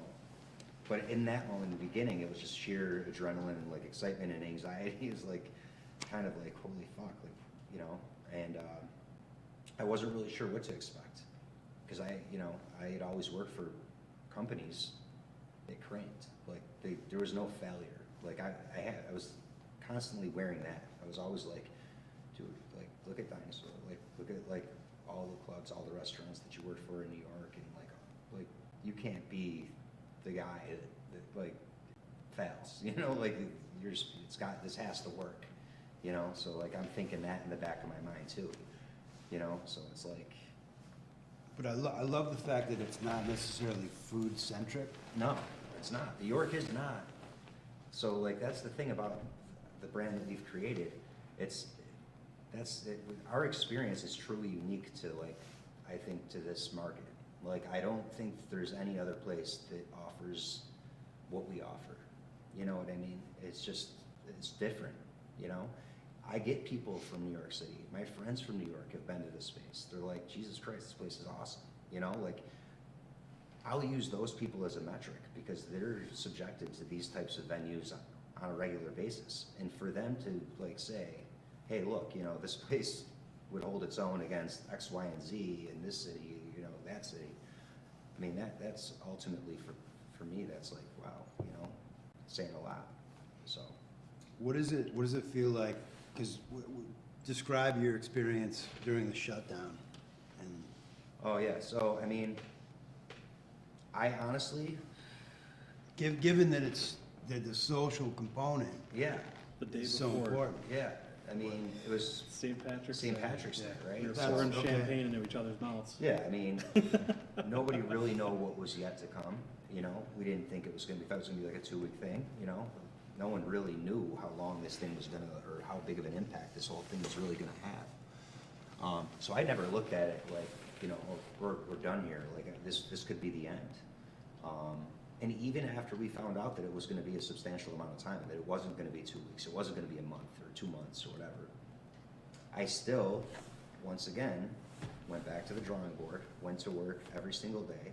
We took the time, we made all of the fixes to the space. Basically, I took all the complaints that I had compiled from my customer base over the first 3 years, 4 years that we were open, and I went back and I corrected every one of those things as best as I could, you know, in the short of, you know, in the few months that we had to like do it, you know, whether it be brand new bathrooms and all the new kitchen equipment or, you know, whatever it is, we expanded, you know, or refined anything we could to make the experience that much better during that downtime. So I, unlike a lot of people, I think a lot of people just locked up their doors and said, fuck it, see it when I can reopen, and that's that. I didn't bother with the takeout and the delivery because I knew I'd lose money, you know, and it just wasn't sustainable. So I was like, fuck this, I'm done. You know, like I'm gonna take this time and really look towards the reopen. Because I never in my mind thought there wouldn't be a day where we all got back to normal. I always knew that we would get back to normal. So I went every single day. I worked every single day. I never stayed home. I know it might sound. So people what off. kind of stuff are you doing like on day to day? I mean, well, we started just like, obviously, like, because you're in this panic mode, deep clean everything, right? And I mean, like, toothbrushes out, though, you know, repaint the walls, like, strip everything. So, like, we literally recreated the York from the bottom up. You know, just gave it that shine again, you know? But also, like I said, we expanded our bathrooms. You know, that was, you know, a big job. You know, like that, our biggest complaint was we had a single seat toilet in the women's and a single seat toilet in the men's. Right, so like bathrooms, I guess, play like an important role in the nightclub culture, right? Well, yeah, when people are fucking standing in line at your bar, number one, they're complaining, number two, they're not spending any money, right? Right, So, yeah. I only have a 4-hour window from 10 to 2 to make my coin, so if someone's standing we got 12 people standing in fucking line, then guess what? The till is not filling up, you know? So that, from a business standpoint, that was the first thing I wanted to tackle during the downtime. I was like, well, let's get more efficient. Let's let people obviously stand in line, less complaints, but let's keep them spending, you know? And that's worked like out. The bathrooms have paid for themselves 10 times over. You know what I mean? Just from that one fix, you know? And that was like the first shutdown, you know? And then, you know, a lot of people see just the glam when you walk through, like the shiny, you know, the furniture, or, you know, or the bathroom, whatever. That's all like stuff that you can see and experience. They don't know about like all the infrastructure of the restaurant, like what you have, like how much goes into that, you know, experience that they're getting. It's not just about like, you know, walking through the door, sitting down, ordering your food. Like there's a lot of things that have to be done prior to that in order for you to have that experience. So we took care of a lot of that infrastructure, like stuff behind the scenes that, you know, most places probably won't address. You know, I've been in a lot of kitchens, I've been in a lot of restaurants that are a lot newer than mine, and they look like hell, you know, like, and, you know, that's also a testament to the fact that we've never had a health code violation in all 7 years, not one. And you probably learned a lot about that from Dino, right? Well, you know, not. I don't know. I mean, culinary school more so anything. Yeah? So the first thing you'll learn in culinary school before you ever even pick up a knife is how to be, you know, hygienic. Like Yeah. you know what I mean? Sure. Everything has to be like pristine, you know, and I pride myself on that. Anybody that works for me will tell you, like, that's where it starts with me. Like, it's gotta be fucking spotless. Everything. Down to, like, you name it. It's gotta be perfect. You know, and then to this day, I walk through the restaurant just about every single day before we open. I make sure every single thing is exactly where it needs to be. And it's almost like we push the reset button every day. All right, we're ready to open now. You know, like, it's like, here we go. We're ready for service. And on the days where I'm not there, which are very few, but I have anxiety on the days that I'm not there to do that, you know, like. Who do you, like, so when you're not there, who do you entrust? Like, who's your number 2 at this point? So, I mean, so there's a few different, like, people that have managerial roles there. I have a kitchen manager, who's awesome, you know, Roger, but for years it was Antoine. He's no longer with us, but he was awesome, you know, he was good. So he would kind of like run that ship in the back of the house and make sure the kitchen was where it needed to be for service and ready, and we had all the things and the staff in place that we needed in order for a service to go, you know. And then obviously you have Lee, who always like take care of the beverage, you know, component and the bar. And Which is huge, right? Because Well- like you brought craft cocktails to Syracuse. essentially, more or I mean, less, right? so. I mean, Well, so here's the thing. I brought the idea of that. Like, I mean, I didn't have the knowledge to pull that off. Like, I couldn't have done that. You know, our first beverage, like, our menu, if you look back on it, is kind of like, yeah, they're craft cocktails, but looking back, they were like juvenile, you know, like, you know, and they weren't great.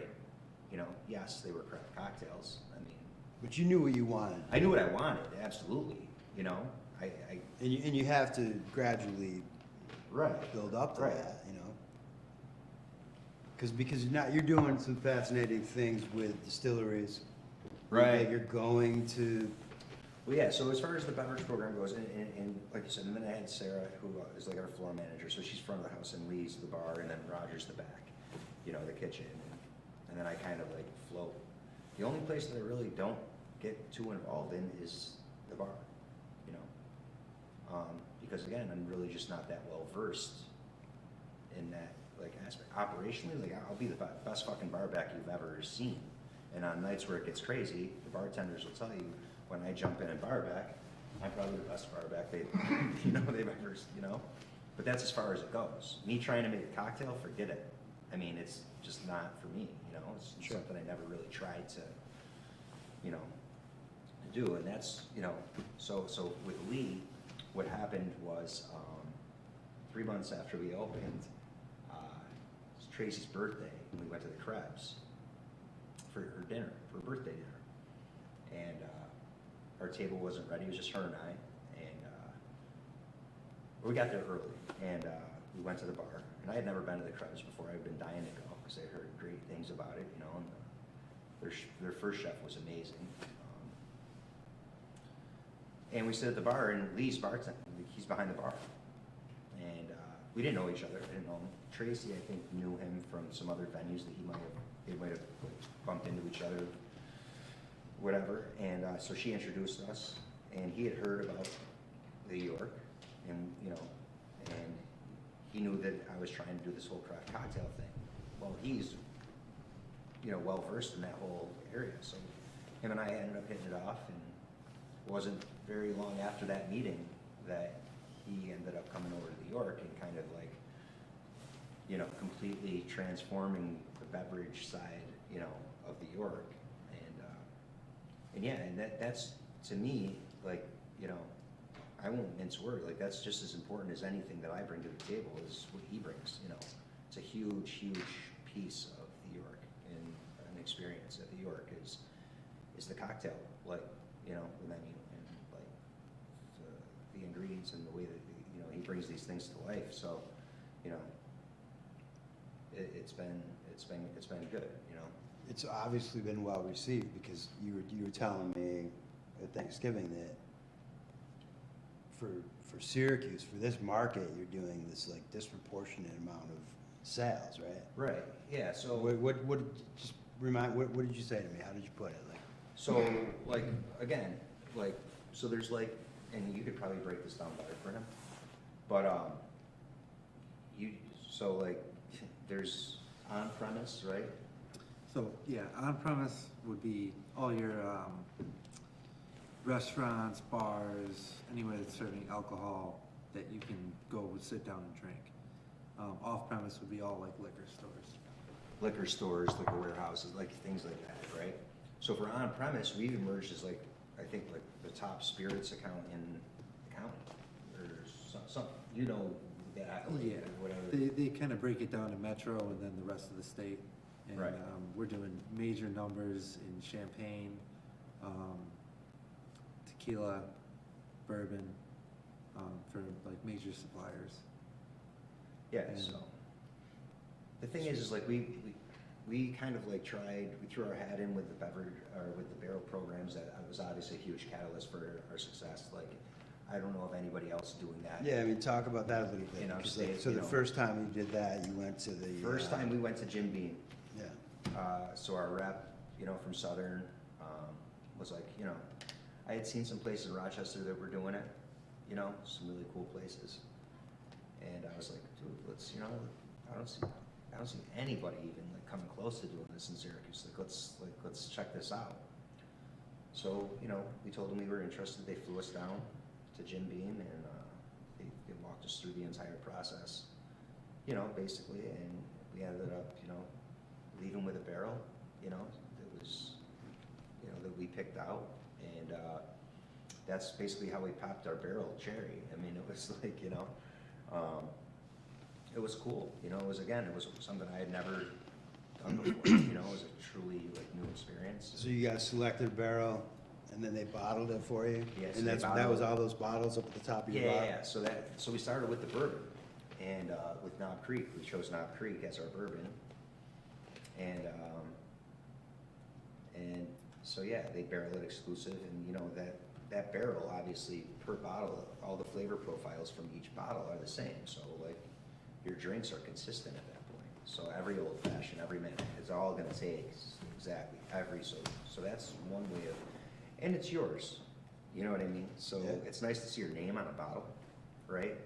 So it's like, and it's small batch, and it's like, there's limited quantity.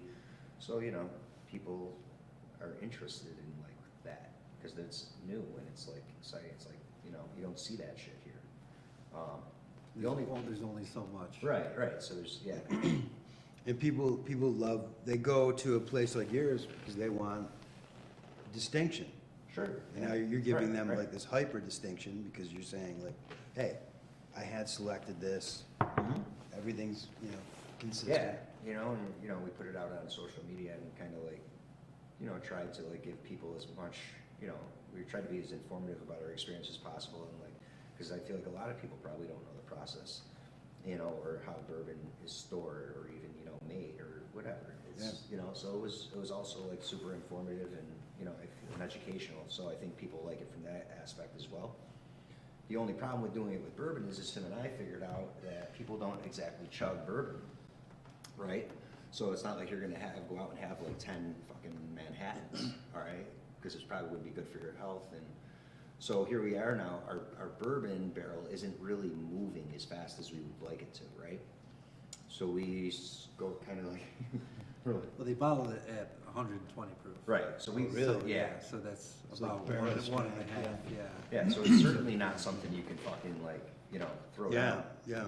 Be surprised with some of the people. Yeah. They loved it, Some but, people Yeah. but it's, you know, Yeah, it'll hurt you, Yes. you know, like, so, you know, other reps from other brands started to emerge, and they're like, well, if you guys are interested in doing this, well, why don't you come over since Patron is, you know, doing this? And they're like, why don't you try doing a barrel of tequila? And you're like, barrel of tequila? They're like, all right, like, you know, so I was like, yeah, dude, like, I drink tequila.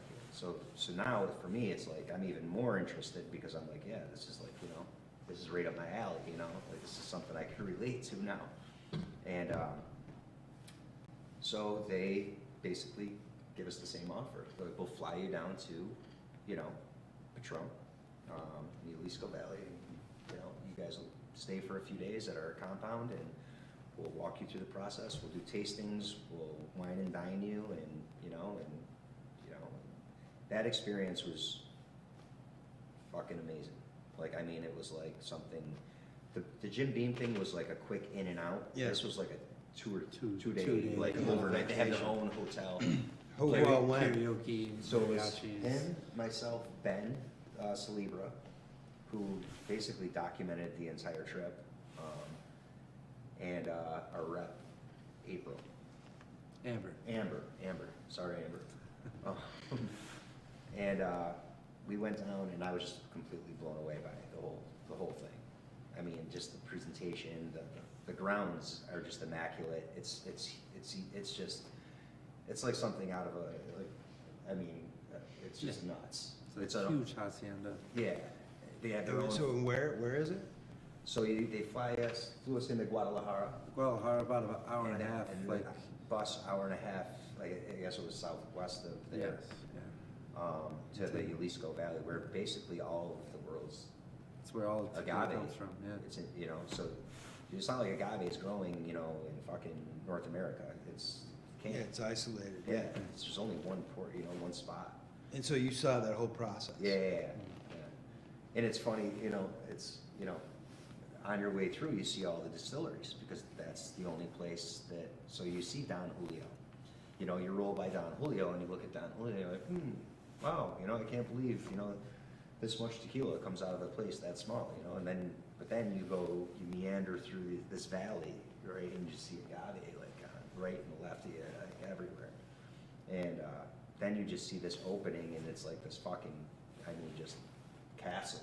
I mean, it's like Patron is like, you know, it's like, They have giant clay bottles and. yeah, it's just, And that process is an extraordinary process, like the Yeah. physicality, right? Like, oh, so dude. did you go out and were you able to witness like the harvest? So that's the only part of that trip that we weren't because of the rain. It was the fields were too muddy.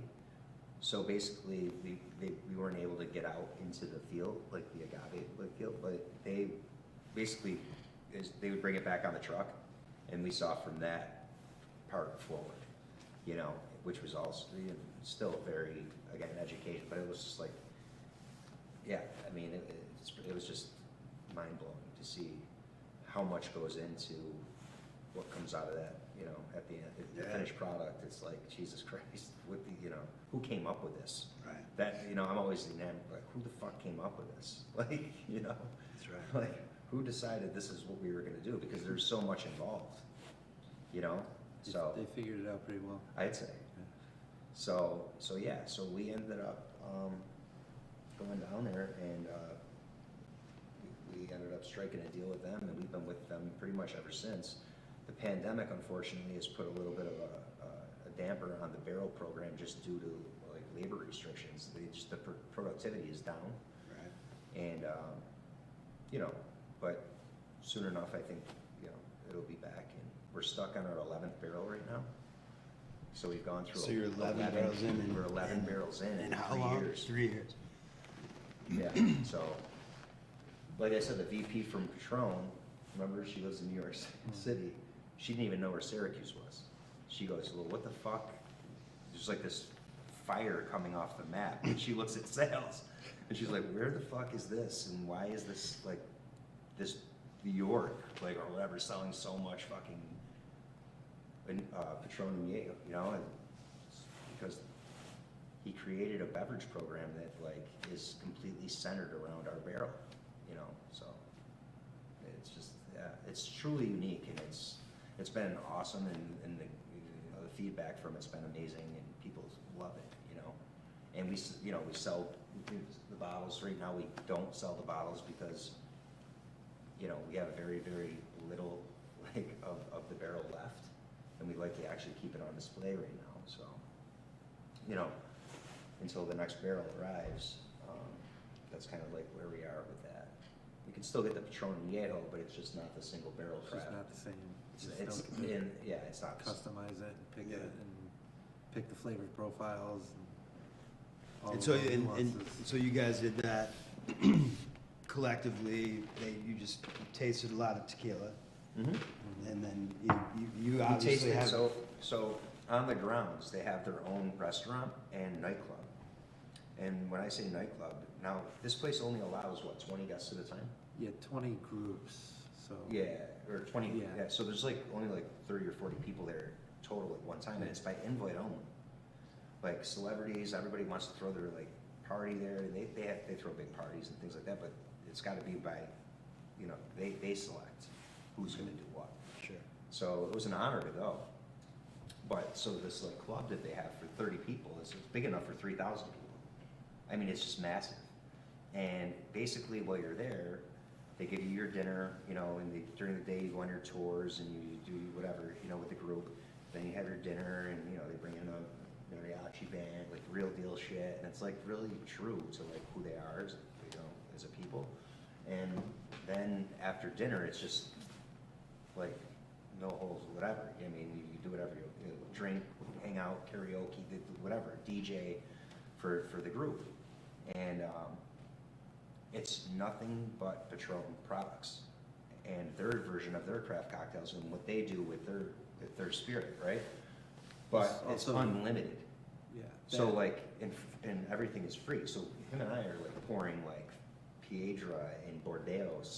This is like Patron that's like at what, an ounce, like retail.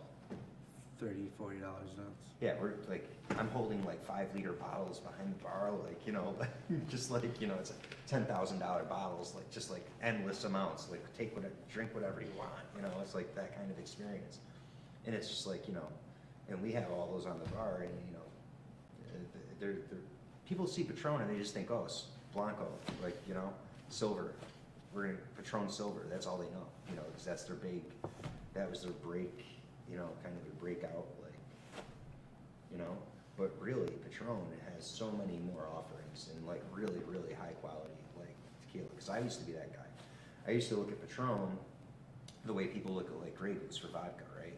So Grey Goose is like, oh, it's just a name, you know, but it's not the best vodka. I used to look at Patron like, oh, well, Patron, well, it's a big name, but it's not exactly the best tequila. But after going down there and seeing all the other things that they have to offer, they really are the player in the tequila game. I mean, they provide, I forget what percentage of the market is theirs, but it's Oh, yeah, huge, huge, 80%. huge, and they, Yeah. their whole compound is like, they have reverse osmosis water, Yeah, I mean, there's a they're lot going composting on. everything that is waste, like. We got a very chance green. to meet Yeah. we had lunch with the original, I think the guy came up with the original recipe. I mean, Yep, it's old master distiller. Yeah, their master, the original dude. I mean, it was like, Really? yeah, it was cool, man. Like, So when you guys chose your barrel, like, what was that like? How'd you decide, you know? I mean, because you're drinking well, all this tequila. we agreed that we obviously were going to build a drink program around it. So we wanted something that was like something that was going to mix well, you know. Right.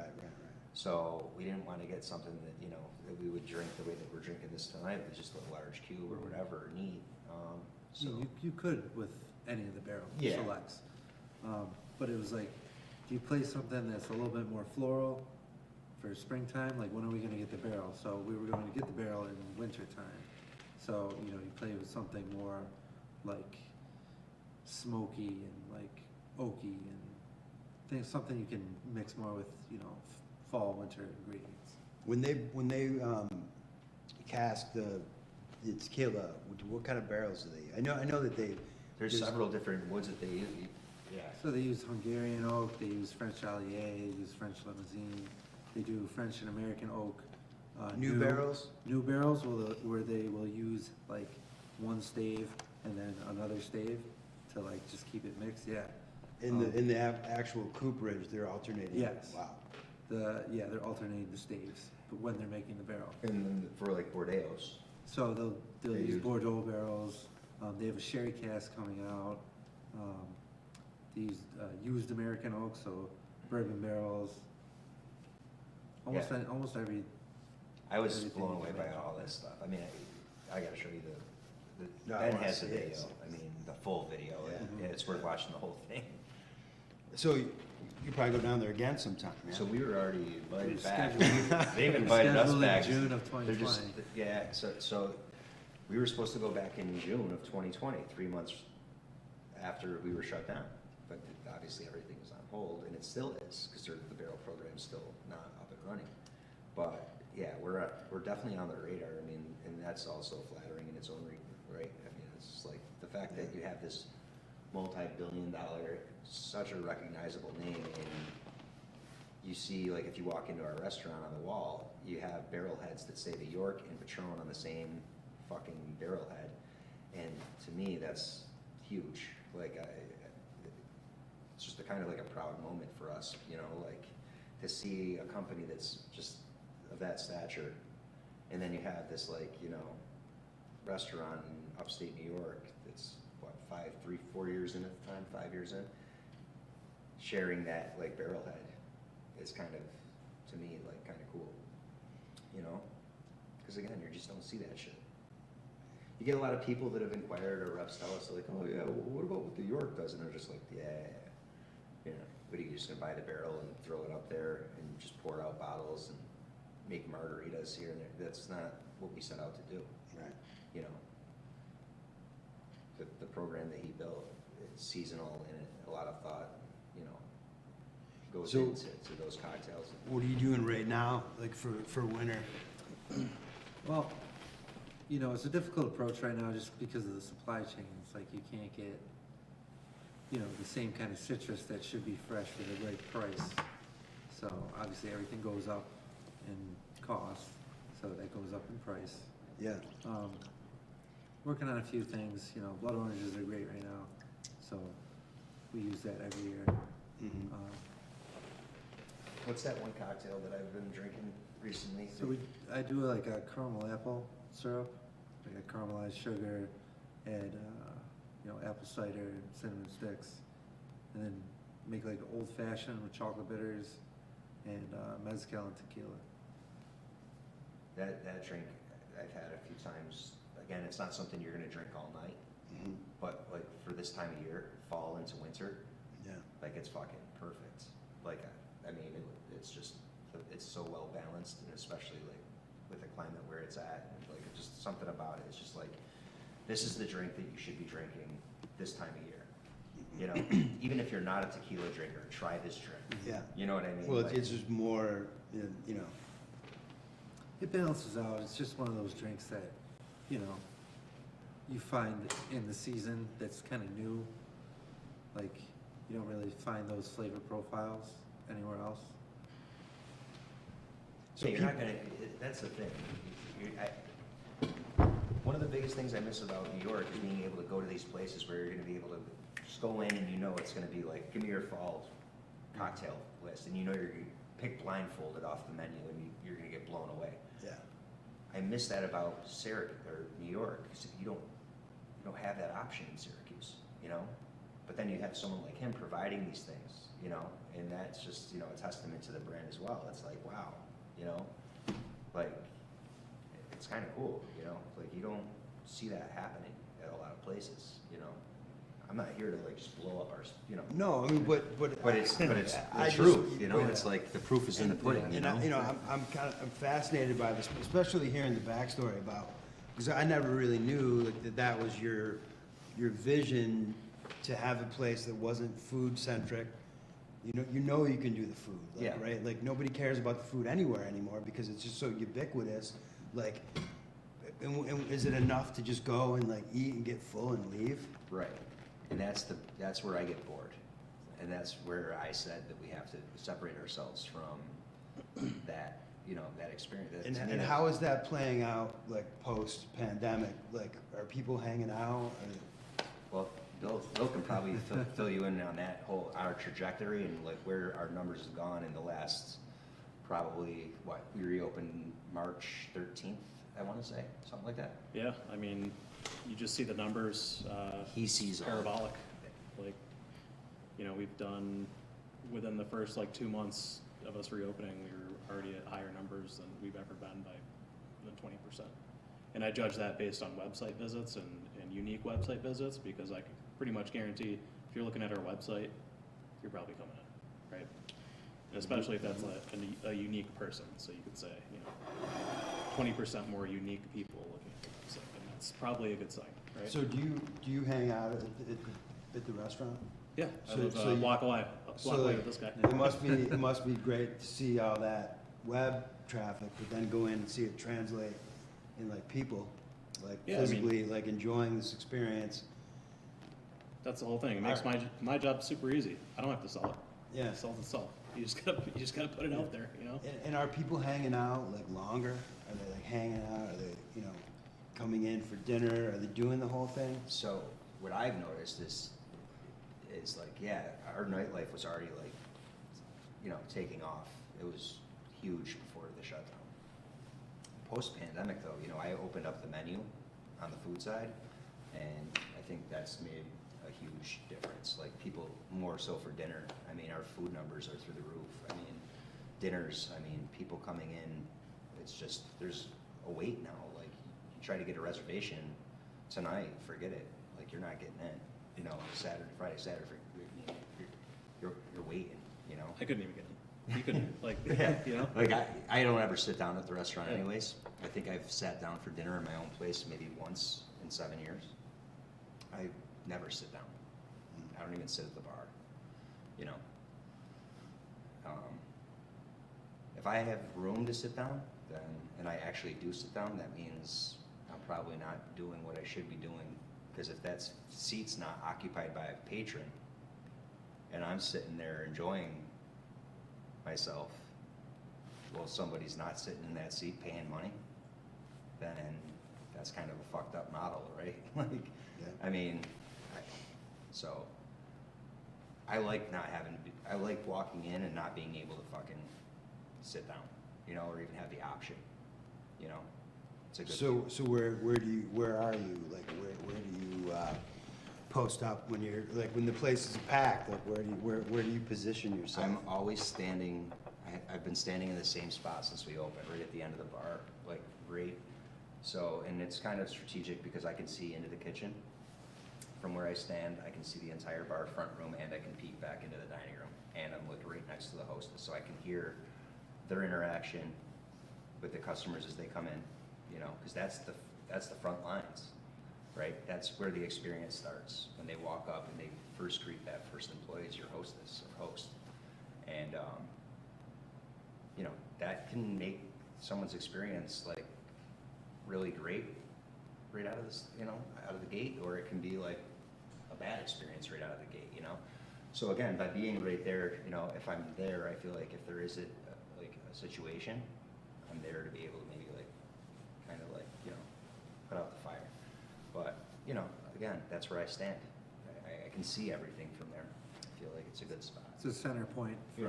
for anything, like any of the. It's where all the three- servers are picking up their beverages, it's where Right. the servers are putting in their orders, it's where the bartenders are making drinks. I can see straight down the bar, I can see the raw bar, I can When see you that. be in the kitchen, I can- you're yeah, I two can steps see- away. Yeah.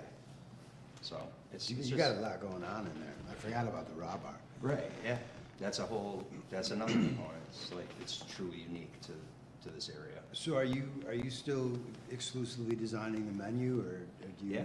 Yeah. Yeah, so, you know, over the course of the last 7 years, you can look at the first menu we ever wrote, you know, or I ever wrote, I should say, or we as a company, and like, I wouldn't, you know, I'm not, again, going back to what I initially said, I'm not trying to be a Michelin star restaurant. I'm not, that's not what my goal is, all right? Right. I'm putting out high-quality product, you know, the best that we can do in this marketplace. Because at the end of the day, we're a business, right? So I have to come back to the marketplace. Now, culinarily, could I put out like a product that is like a lot more, I guess, complex, and like, you know, I could. But the audience that will understand, I feel like that type of like food in this marketplace is very, very small. You know, and so it's really not gonna appeal to, what are we, a county of like 350,000 people, right, or something like that? I don't know, is that the number, somewhere around there? A little more, but yeah, it's small. You can't be niche. And I asked that because like I like what you're doing with the food, right? Yeah, Because there's still elements on the menu that will be like, oh wow, like a bone marrow, for example, you're not gonna get that at, you know. I just feel like a lot of menus are overhyped, Mhm. and then you sit down and you know, you're just always disappointed. Right. You know, everybody's peddling the same products anyway. Right. And they're just kind of, you know, mixing them up differently. Right. So, So basically, I took a look, and that was also during the shutdown, gave me the opportunity to like really kind of like think about like, all right, so like, what kind of menu should I put out, you know, after learning what I've learned the last like 4 or 5 years, that's really gonna draw in, you know, and kind of bring in a bigger audience, you know, so, and that's what I did. I came up with some things, and we opened it up, you know, and we kept a lot of the key things that were already working and kind of identified us, like the raw bar obviously is its own thing. But like, you know, just more entrees, you know, and again, modern American fare, so like, you know, I'm putting my own twists on it, very simple, but again, using high quality, you know, we don't skimp, you know, like when it comes to like quality of the product that we're serving, I want the best of the best. It might not be the most complex like dish, but the food that you're getting is top of the line, you know what I mean? Like it's gonna be high quality, you know, and then obviously there's the execution of that as well, but I feel like if you start by using all fresh quality, high quality ingredients, you're already ahead of the game. Because there's so many places, especially I feel like in this area, that just, you know, penny pinch. They have to. And I know why they have to. They have to because their bar doesn't allow them, their beverage program doesn't allow them to take the financial hit that I can take by bringing in those high quality ingredients. So I can take a hit on my food cost because my bar is outperforming most bars. So I can say, yeah, I don't want choice, you know, I want a prime beef, or, you know, because I'll spend that extra $2-3 because my bar makes up for it, you know. So I can take a hit on the food cost and feel good about it and still be able to put out that like really, really top shelf, you know, cut of beef, you know, like that's why it works, you know. If I was the restaurant. did you know this going in No. that that would be the case? So it's kind of an amazing accident. Yeah, but I didn't. didn't, 'Cause because I'm there was no thinking that- nightlife component at first. Yeah. So I was like pulling my hair out at first, you know? So at because- first you were just more like, this is about the food. Absolutely, yeah. And then, you know, as it started to evolve, I started throwing more and more at it. You know, I was like, all right, let's just bring in a DJ tonight during dinner and let him play like some really loungy shit and see what the feel is. And kind of like fucking people were like, whoa, like, this is cool, you know, like, and then it just, again, it just keeps evolving, you know? And, You know, because people are obsessed with food. right. You know, and I think they spend more time like watching shows about food, and you know It's they, true. they can tell you everything about food, right? Right. They can, you know, it's amazing, you know, but they can't cook, you know, and they're not eating any of that delicious food. It's like when Right. Michael Pollan wrote that thing I think the title was From the Kitchen to the Couch, right? So like. I think it's great that you're offering them this opportunity to come in and just take the pressure off the food. Like you're gonna deliver the product. Right. Absolutely. It's definitely a situation where one hand washes the other. It works, the dynamic is fucking, it's there. You know, I'm pleased with it. It's really come together nicely. You know, and again, it wasn't something, it's not exactly how I drew it up. But again, that's kind of how we evolved. Yeah, just by hanging in. Yeah, but I'm also the kind of person who's always looking to like make some sort of a change, right? So like, for the better, you know, it's like, I know some people that, you know, if it ain't broke, don't fix it type mentality, but people get bored. I mean, like, you gotta start, you have to try new things. Some of the things you're saying remind me of this Mexican place out in LA, the Gold Room. Yeah, They're mainly a bar, but it's like you go in and you get like a really luxury like taco with like a shot of tequila and a PBR, and it's so Right. off the wall. Right. They love it, you know? right. Yeah. And I'm sure the environment is probably, Yeah, they have a mariachi band that'll Right, just come in and like serenade you while you're drinking your tequila, you know? and I love shit like that, you know, and those are the type of places I feel that we lack here in Onondaga County. Absolutely. You know, and I think that's where we separate ourselves from, you know, you come into the York, the aesthetic speaks for itself. I mean, I'm pretty happy with the way the place looks. I've always been a huge fan of the way that, you gotta pass the eye test, right? When you walk into a place, I feel like it's gotta like fit the part Yeah, first. when you're selling something that's experiential. like, Right. I mean, it's one thing like to go into the dive on the north side with great food because you just want to fill your belly. Right. You're also Like- still in Syracuse, you Like, we know? had lunch at New Century the other day, and I told you, it's like, I don't know if this place works, if it's like some like modern, like edgy, like spot, you know? I think people come here because of the food is awesome, but then I think there's like an element, like the fact that it's on the north side, the fact that it's run down a little bit, you know? I feel like that's all part of it, you know what I mean? Yeah. Like, would it work if you walked in and it was like, you know, like, I don't. It's like the mother's cupboard, it does its thing because it's a greasy spoon. Right, kind of and I place. love that place, Yeah. and I love places like that, and I actually go there for breakfast quite a bit. It's- It's still open. Yeah, Yeah. I love that place. Love it, sit right at the bar and eat my breakfast, it's the same, doesn't change. What's your clientele like? Like what, you know, I mean, everybody's coming in. Everybody, And it's everybody, man. And it's been cool, you know, there's so many people that used to come there's some people that came just for dinner. yeah, so what's the wave like? So like there's the early crowd, right? Just for dinner and then, so Well, that's how describe it used to that. be. So it used to be like you'd have this like group of people that came for dinner, because again, we're getting back to like, we're in a place, in an area where you didn't have a venue that offered the experience where you didn't have to just eat and then go out to drink. So now you can eat and drink, right? But these people are still stuck in that mindset, like, okay, we're gonna go to eat at the York, and then we're gonna go drink at Awful Ales, right? And then slowly but surely, some people started coming in nightlife only, and they'd be like, wait, you serve food? And then they come in for dinner. And then the people that for dinner are like, wait, you guys have a DJ?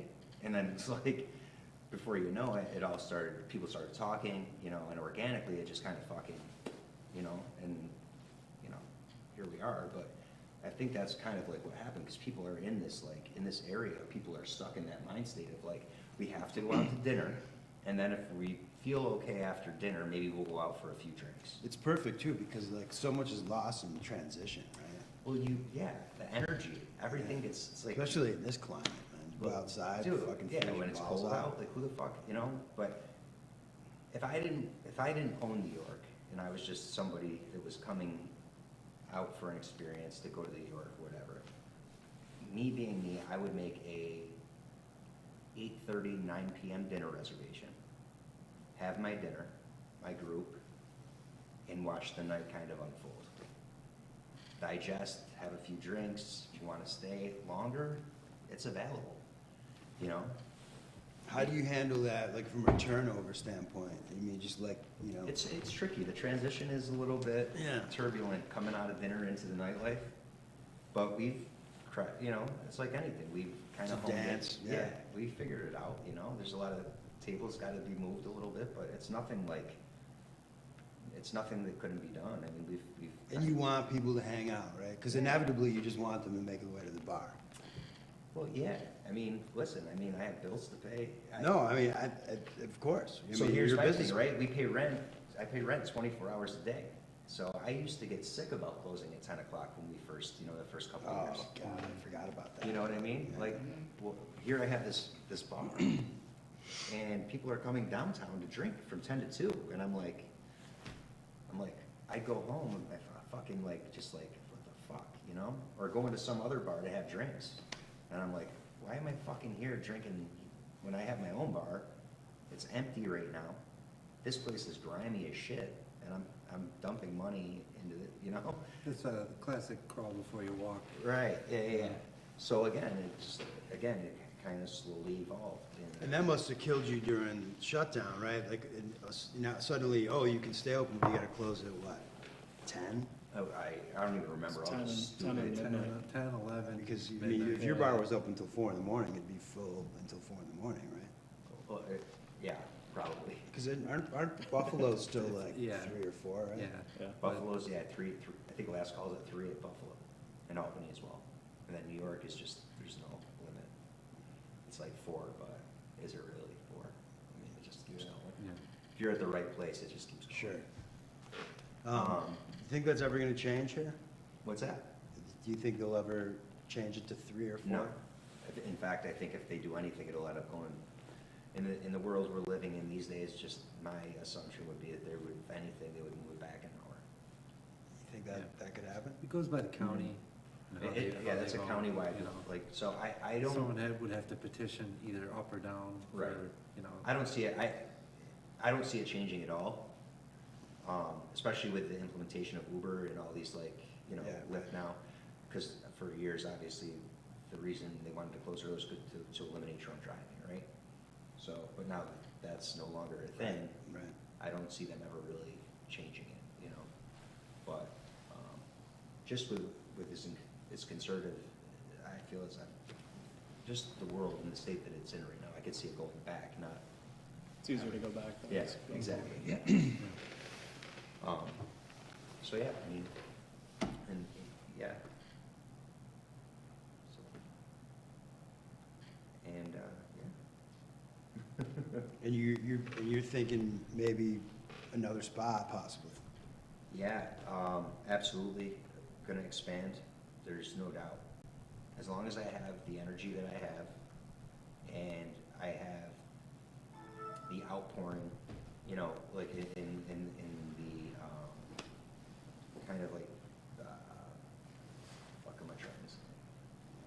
As long as there's a demand, I guess, I'll keep going.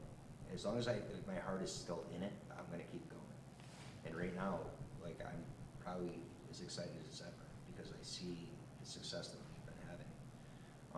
And I attribute a lot of that to the staff that we currently have too, like, can't, like, go through this whole thing without saying through the number of years that we've been open.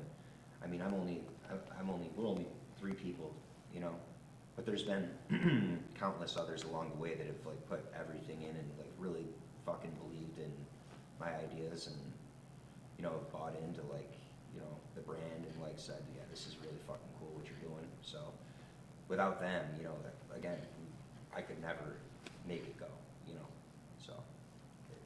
Can't obviously sit here and not give them credit, you know, like, all of the credit, you know. I can only put my ideas forward, and if I don't have anyone to help me execute them, then I'm dead in the water, so. Yeah. And I think I'm a pretty cool boss. I mean, you know, I'm not a yeller or a screamer, you know, I'm not trying to beat anybody up. You know, it's just, something's wrong, I say it's wrong. And if something becomes habitual, then, you know, maybe it's not the best fit. That's about as far as I go with that, you know? Fair. I mean, it is. It's like, fuck. I don't know. I feel like I've gotten through to a lot of people. Had several people that are definitely looking for second, third chances. That I feel like New York is maybe rehabbed, which is also a fucking great feeling. To see people move on to the next chapter after using New York as a stepping stone to get their life together. And like, because I've been in that situation. So, you know, yeah, it sucks. It's bittersweet to lose a great employee, but at the same time, it's also a great feeling to see somebody get their shit together and like you really turn the page and get their, you know, and move on, you know. So, and I've seen that happen on a number of occasions, and yeah, makes you proud as an owner, you know. It's another one of those things you don't realize when you're opening your business, like, you know, that someday you can look back, or, you know, someday, you know, you're gonna be signing checks for people to be able to get to that point in their life. You know, it's like, it's nice to be able to say to yourself, hey, you know, like you made a difference in that person's life or whatever, this person's life. You know. Yeah, like when, if you compare that to looking at that big pile of rubble in the middle of the Right, fucking floor, right, yeah. to that point, that's magnificent. Yeah, it's a cool feeling. I that's one thing I never get sick of, I'll tell you. It's nice to see. And then the shitheads, the ones that don't work out, are the ones that just keep you on your toes, so, but, you know, that's just all part of it, and there's plenty of those too, so. The restaurant wouldn't be the restaurant without those guys, so, and girls, but, yeah. It's an interesting industry, and, you know, recently people have asked me, like, how long do you think you're gonna do this for, like, do you think you're gonna keep, and I'm like, well, you know, what the fuck am I gonna do at this point in my life? This is what I do, you know? It's what I know, it's what, you know. I wanted to be an F-18 pilot, that didn't work out, so I mean, you know, let's, you know, we're gonna stick with this, you know, until I have the energy to, like, you know. What do you think people, what's the next thing? What do you think people are gonna expect, you know, from the experiential side? Like, I mean, it's been forever since I've been to a bar, you know, I don't know, Right, yeah, you know, but. understand. So, but, what, I mean, is, from your end, I mean, designing drinks, like, what's the next thing? Like, Want me to answer this one first? Yeah, go for it. Well, so he's earned, in my eyes, equity, not only in New York, but with what he has brought to the table and what he continues to bring to the table, it would be complete fuckery for me to not include him in an ownership role moving forward with anything that we do. And we have ongoing dialogue about that, you know? So that would be, I hope, his next step, and I know that that's something that he's definitely interested in. And I think that will, by bringing in and having a partner who's obviously earned his stripes and someone I can trust, you know, it'll allow me to further, like, some things that I want to do with expansion, you know, in a more creative role, and, you know, things of that nature. But yeah, that's where I hope to see him go. But he I'm sure he, you know, he's got many talents, so it's, you know, it's not like this is his end all be all. I know that, you know, so. I think what you were asking though was what's new and coming up next, right? yeah, but that was good, though. Yeah, thank you. But yes, you're welcome. You know, styles and I don't know. I hope you're getting some good stuff. And music and Dude, tons everything of, there's is- so much good stuff. Yeah. everything's constantly changing. You know, the environment, everything's constantly changing. So you just kind of adapt to what's new, what's upcoming, what's hip, you know? And Syracuse is a couple years behind, so it's already easy enough to just catch on to that. Yeah, Next yeah, thing you got a that's little going big. lag Yeah, there. exactly. And that's what I don't want to be. Yeah, being innovative is. So when I'm difficult. anchored, Yeah, like at the bar, Yeah, or operationally, it's not that I don't want to be there. I just know that I need to get, like, how the fuck did the York come to be to begin with? It was based off of experiences that I was actually, like, having. So how do you stay ahead of the curve? I need to get the fuck back out there and start experiencing what's going on in the world. where would you now. go to like refuel creatively? Like, where, if you had to pick a destination just arbitrarily, where would you go? I mean, I guess it would depend conceptually, like, what it was that we were trying to do. Like, for me to keep the York fresh, like, I wouldn't have to go very far, right? I would go probably just, like, immerse myself down in New York City, you know, maybe for a month, catch an Airbnb and just fucking live in the city again. You know what I mean? Or even beyond that, though. Okay, like, I mean, like, I've always wanted to do, like, the Southeast Asian thing, you know? Like, that's something that I've been pining for my entire life, you know? Like, that was up there with, like, the New York City thing. You know, you were asking me earlier about, like, what flavors do I really, you know, like, Yeah. but for me, like, Asian, and I'm fascinated by that whole, and the history of that whole, you know, like, that culture. So, Yeah. like, you know, I think that would, I'd love to find myself, I'd love to get lost in It's some. all very fusion Asian. Right, exactly. You know, like, I would love to get lost, like, In Cambodia somewhere. Vietnam or fucking Cambodia, right? Because like, the city obviously informed a ton, but like, going to the distillery, like, that sounds like that was transformative in and of Oh, dude, itself. but that, yeah, so, exactly, right? But that, and look what that opened up, you know, like, even the cocktails they were presenting us at their own, like, bar, like, fucking amazing. You must have been going fucking crazy. oh yeah, just taking notes, Yeah. taking notes and just You taking know, everything. I love Mexico, you know, like, even something as close as Mexico, you know, Yeah. somewhere I've been quite a few times, but, dude, you know, like, you go to Tulum these days, it's like, some of the shit that they're doing at some of these, like, outdoor restaurants, is like, the creativity, I mean, it's like, fuck, it's like, holy shit. Like, yeah, like, and how do you like distill it down to like this? Because there's, anybody could window dress and, you know, and overdo anything and convince you, even Right. momentarily, that it's perfection, but we all know that the good shit is like when you break it down to the bare bones. Right. So how do you do that? Like, I mean, how do you become a minimalist in pursuit? Like, cause like you said, at this stuff at its best, Right, you just put an ice cube in it Right. and it's fully expressed. right. So how do you, I mean, Well, I mean, again, for me, I would have to actually, like, I'd have to, like, experience, in order for me to, like, say, okay, we wanna put, like, some, like, I could go, like, online or watch a show on TV or whatever and be, like, totally, like, blown away by, like, what this fucking guy is making in, you said Cambodia, whatever, right?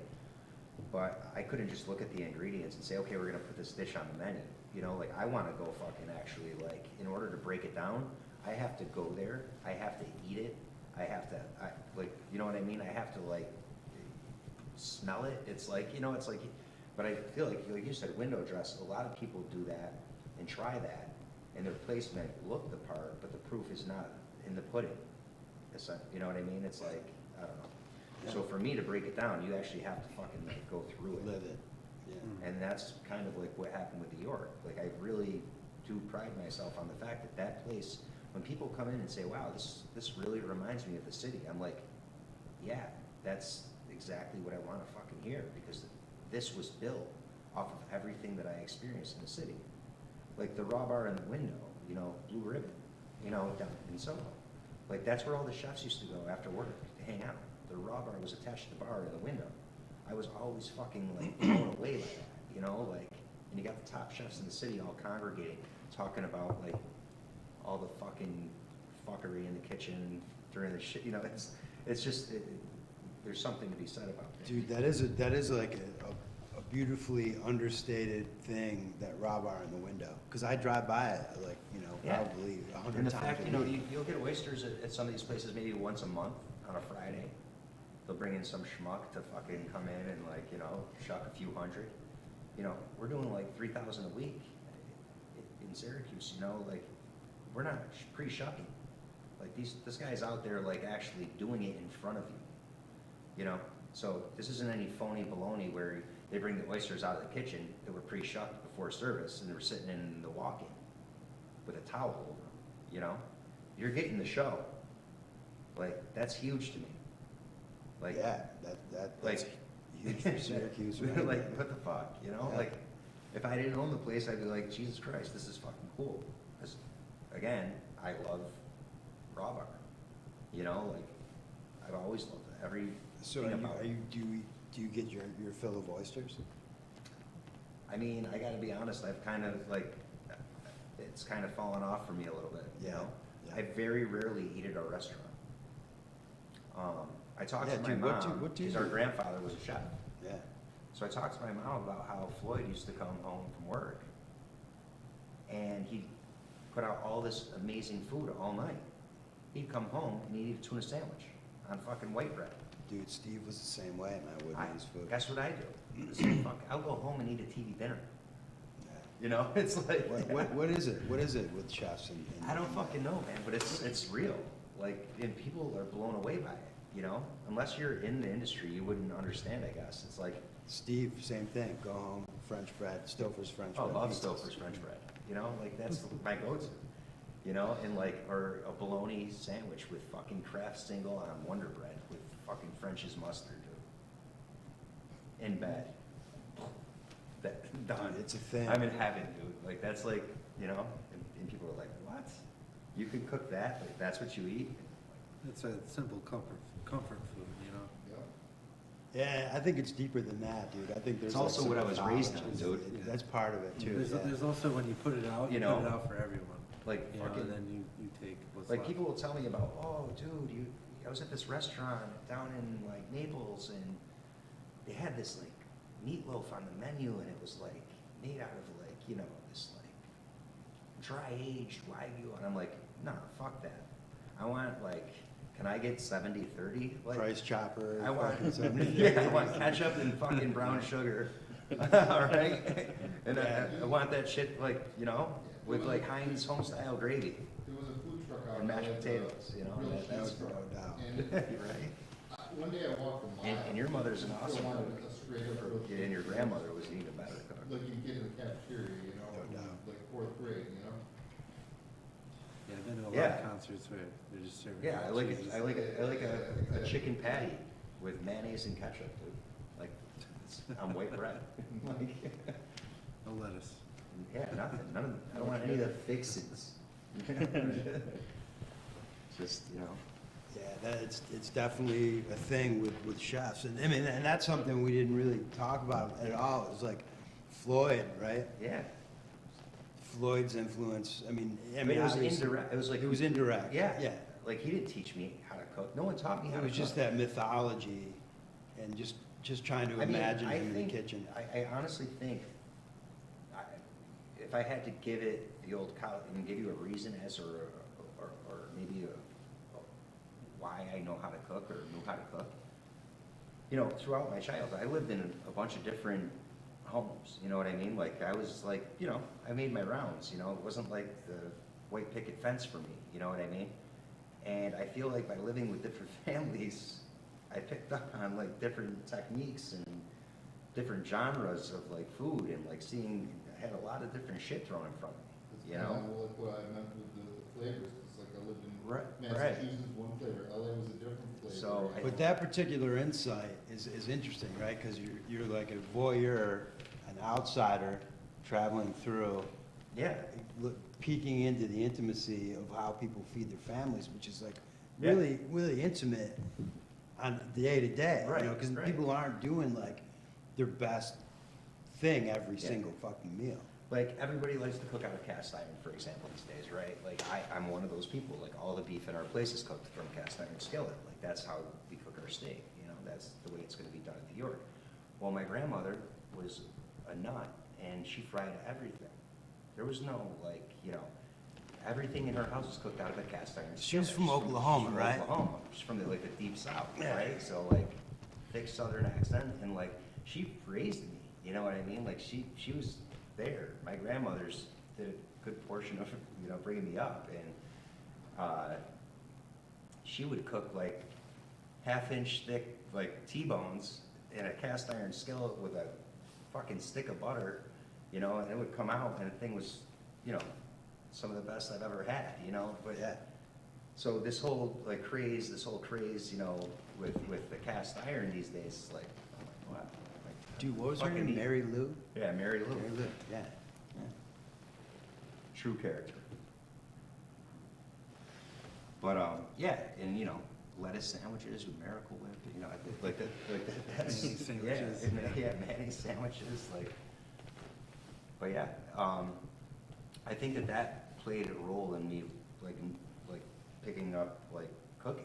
You know, like I was like subjected to all these different types of cooking, and, like genres of food and different, like you said, like family kind of settings, and it was, yeah. Because, I mean, that is, there's like few things that are as intimate as home cooked food. you know? Sure, and I think Like- that might be part of the reason why I like to go home and eat some of those like simplistic, like, you know, what other people might think is garbage, you know? Now, I mean, is it healthy? No, but at the same Yeah, time- that's another conversation. yeah, that's a whole altogether, different- right? Like, and then the sustainability Yeah, piece, yeah, but yeah, like yeah. you said, I mean, you know, most people can't afford to eat organic, right? Mhm. And I'm not saying I do that all the time, and, you know, but that's. No, you're a That's healthy what I dude. find mean, myself yeah, like. this is Healthy like dude, the minus the exception. cigarettes and, you know, the tequila once in a while, and, yeah. I try to take care of myself, but it's, you know, it's, again, in this industry, it's not easy to necessarily be on top of your game when it comes to the health. But you're health conscious, right? Oh, very, You know, I mean, so- yeah, I work out, like, I'm into all that, you know, but I still like to enjoy my cigarette when I have a drink, and I still like to enjoy my drink when I have a cigarette, so. Balance is key. It is. And when I was in New York, there was no balance, you know, and now I'm at a place I feel like, yeah, you know, probably the most balanced I've ever been. And we cover the New York scene fast, dude. We could break that down for like months. Oh, dude, I could I'm write, sure. I could write, like, novels, like, yeah. And you gotta get that shit out, dude, because like my buddy Steve, you know? Yeah. like, he had tons of stories, died before he could tell them. Mhm. You know, hopefully he wrote some of it down. Yeah, no. Another chef. He was, he was a great guy, talented, So had it all going, I mean, yeah, man, he would have been on this. you gotta get it out. Yeah, absolutely. It's good, you know, I certainly am not the person for this, you guys know that, like, I don't like to even have my picture taken. I've been asked to do this by a lot of people, and I don't ever divulge. No, I'm glad Most you're people here. don't even know I own the York. Yeah. They'll come in and I'll be standing at the end of the bar, they think I'm just a patron, you know? And it's like, who's that creepy guy in the corner? You know, when I'm at the top of my game, I don't like anybody knowing that I'm at the top of my game. It's like. Yeah, I'm not the kind of owner that's gonna, like, when you come in for dinner, like hovering over your table, so how's everything tonight, you know, like fuck, you know? Yeah, Like, exactly. you're just gonna tell me everything's okay, even if it Right. was awful. Sure. Like, there's nothing like authentic about like that, you know? Not to mention, I don't want someone fucking hovering over me when I'm sitting down and trying to have dinner. And we talked at Thanksgiving, and you have a pretty distinct approach about how you handle that shit anyway, Mhm. right? Like, you know, what you're not gonna leave it up to somebody who's there one time for an hour to tell you how things are Right. at a restaurant. Right. Anyway, right? Right, so you get people that come in, you know, for the first time, and you know, everybody there is human, you know, so that there's gonna be mistakes made here and there, again, but you hope it doesn't become habitual. But mistakes are made, you know, and if somebody comes in and they, you know, you have to just kind of massage them through that bad experience and hope that they come back for a second try, you know. Now, you try to limit those, like, mistakes, obviously. I think a lot of people out there, they'll actually think we're out to get them. It's like, do you really fucking think I wanted you to have a bad experience? Like, Right.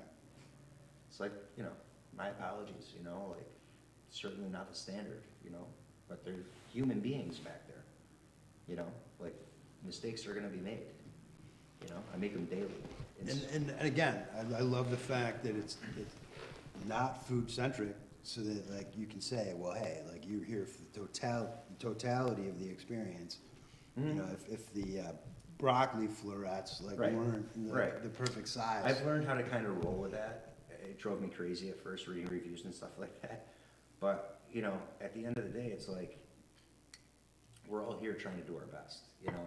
And, you know, I get the reviews, it's like, oh, the food was amazing, the service was amazing, the ambiance, the aesthetic of the place is just absolutely gorgeous, da-da-da-da-da.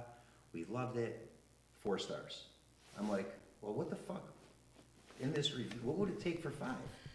Because I'm not seeing anything in your review that says this shouldn't be a 5-star review. You know, it's like people, so whatever, you know, and that's also a whole different conversation. Yeah. So, but yeah. Don't, it's- don't read the comments. Yeah. Right, that's it. I That's what it don't. boils down to, don't I read the don't, comments. I don't. Now, if something is like tragic, if it's just awful, then yeah, obviously we address that, you know? Sure. And I'm all for it, but I am not cut from that cloth where the customer's always right, not in 2021, man. So, Yeah. because, you know, Bill might have the pork chop, I might have the pork chop, right?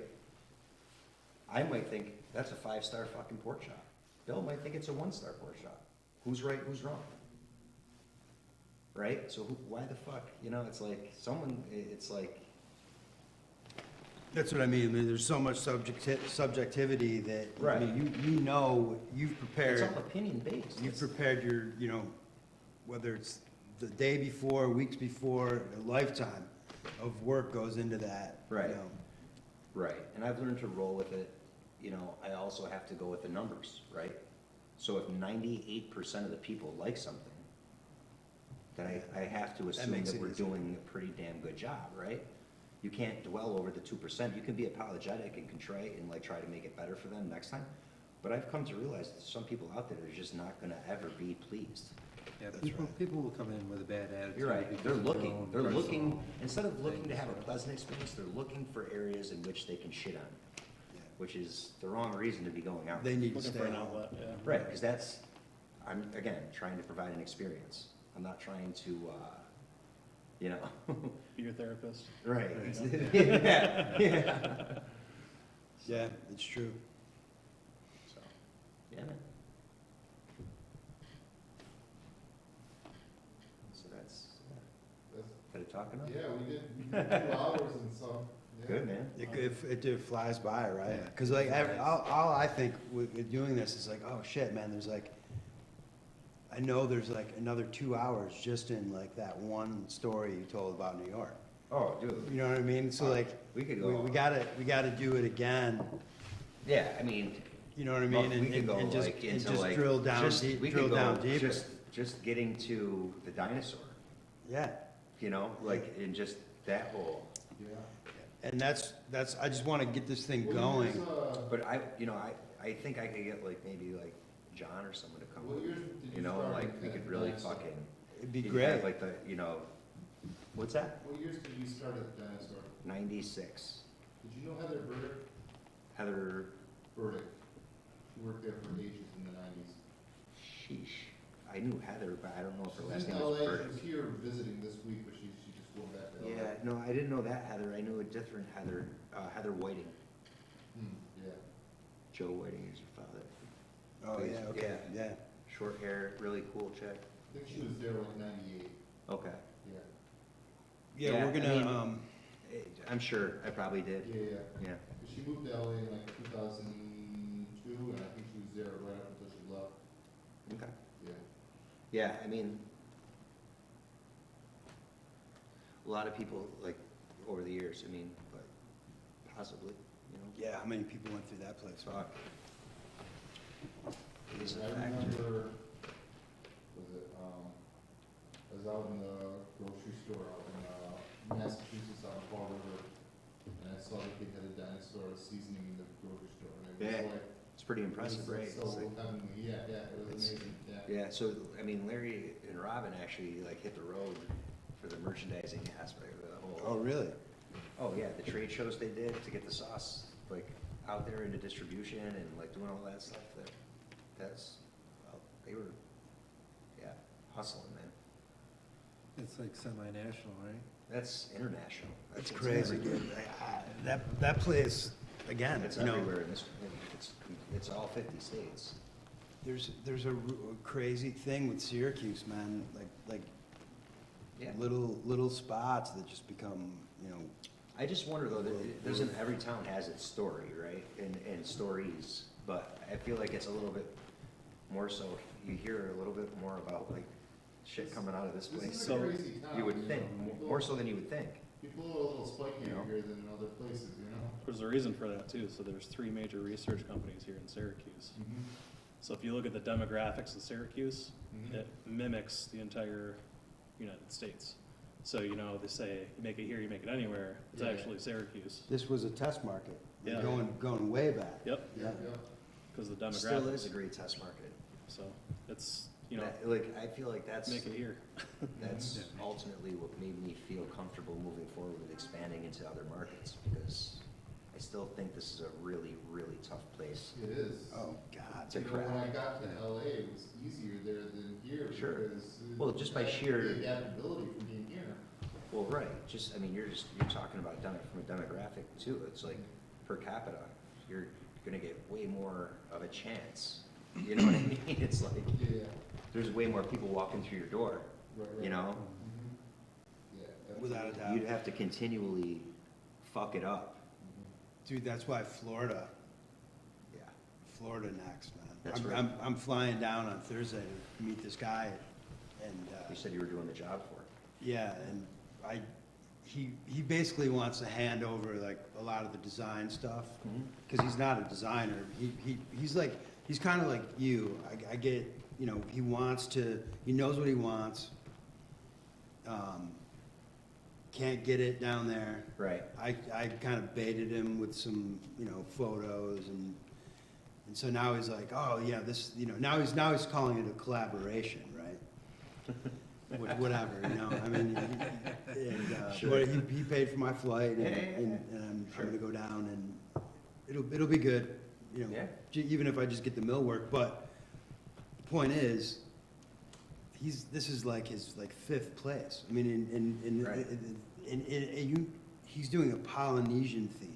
Right, yeah. So to be able to be that specific means that like he's been successful with some other Right, he's established himself, endeavors. right, yeah. But I think that if you took the York concept anywhere in Florida, Yeah, well, that's certainly, I think that's market, certainly where my head's at. So, St. Pete, I love the Tampa area, you know, St. Pete. anywhere on the coast. Yeah. dude. Just really what your preference is, but, yeah. Yeah, I have friends that they're promoters from here that moved out to Tampa and doing pretty good. Yeah. Doing, got a promotion out there. Nice. Yeah, man, and now that, you know, the pandemic, even though with its resurgence, you know, whatever, I'm not worried about it. I don't think we're ever gonna go back to mandates or shutdowns or anything of that nature, but now that I know that that's gonna just be part of our everyday life, which I thought it would be from the start, like every other virus, right? Yeah, I'm not at all worried now about expansion, you know? I'm just waiting for the real estate market down there to kinda take another dip. It's Another probably, could be end of 2022, right, so it's just kinda like in a early holding pattern. 2023. It's gonna happen though. Right, it's gonna happen, and that's when you have to have your ducks in a row and bang. Cash on Well, you got hand. Evergrande Yeah. defaulting, so maybe sooner. Yeah, I mean, for sure. I mean, that's, we've seen some early ripples of that. I mean, we don't really know. I mean, this That was dump. yesterday, they put a letter out to all their investors saying, we can't meet our Oh, that they're obligations. not, because like, this has been going on for the last like 2 months. Well, they've been China's- they've been warning about it, but now, like, yesterday was the official letter that says, hey, we have obligations coming up in a couple weeks and we can't meet them, so. Really? Because I know that the Chinese government stepped Yeah, in. their margin call. Basically, yeah. Nice. So So they're letting it fail. they're trying to restructure and figure out ways to get shareholders the most amount that they're starting to liquidate. You know, USDT is gonna fall, because they hold some Chinese paper. So I think that's time to, So maybe it'll be sooner than you think. I'm ready. This is a really nice rollout that's happening right now. Yeah, where's, Everything's spiking down, which means everything should be spiking Dude, up pretty soon. Bitcoin hit Yeah. 61.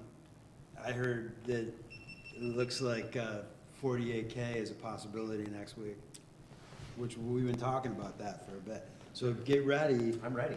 Fingers on the button, buddy. but you gotta get the money Yeah, it's gotta be 24 onboarded. hours, right. Please tell them when to pull the trigger. Huh? Please get them onto it. Well, You might be the one Yeah. person he listens to. well, it's gonna happen, because he's got the wallet set up. Yeah, Put it in, just get it in USDC. yeah. So that there's no waiting period, like once you have whatever you're putting in stablecoin, Mhm. then Just fire you're, off, you're, yeah. you're golden. You Yeah. know what I mean, and you just,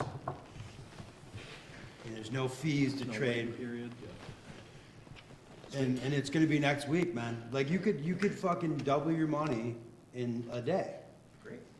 possibly, you And know? if I don't, that's fine too. Well, we're gonna make sure that your first experience, when Is I started the crypto club a year ago, August, everybody put a 1,000 in, and 8 months later, they all got pieced out, and they did, I think it was 6 or 7X, right? And these are just guys that have never been in the space, they're used to like stocks and, you know, Yeah. this like slow, They you know, understand trudging it a little returns. bit. They were like blown away. Sure. Funds, yeah. Yes, sir.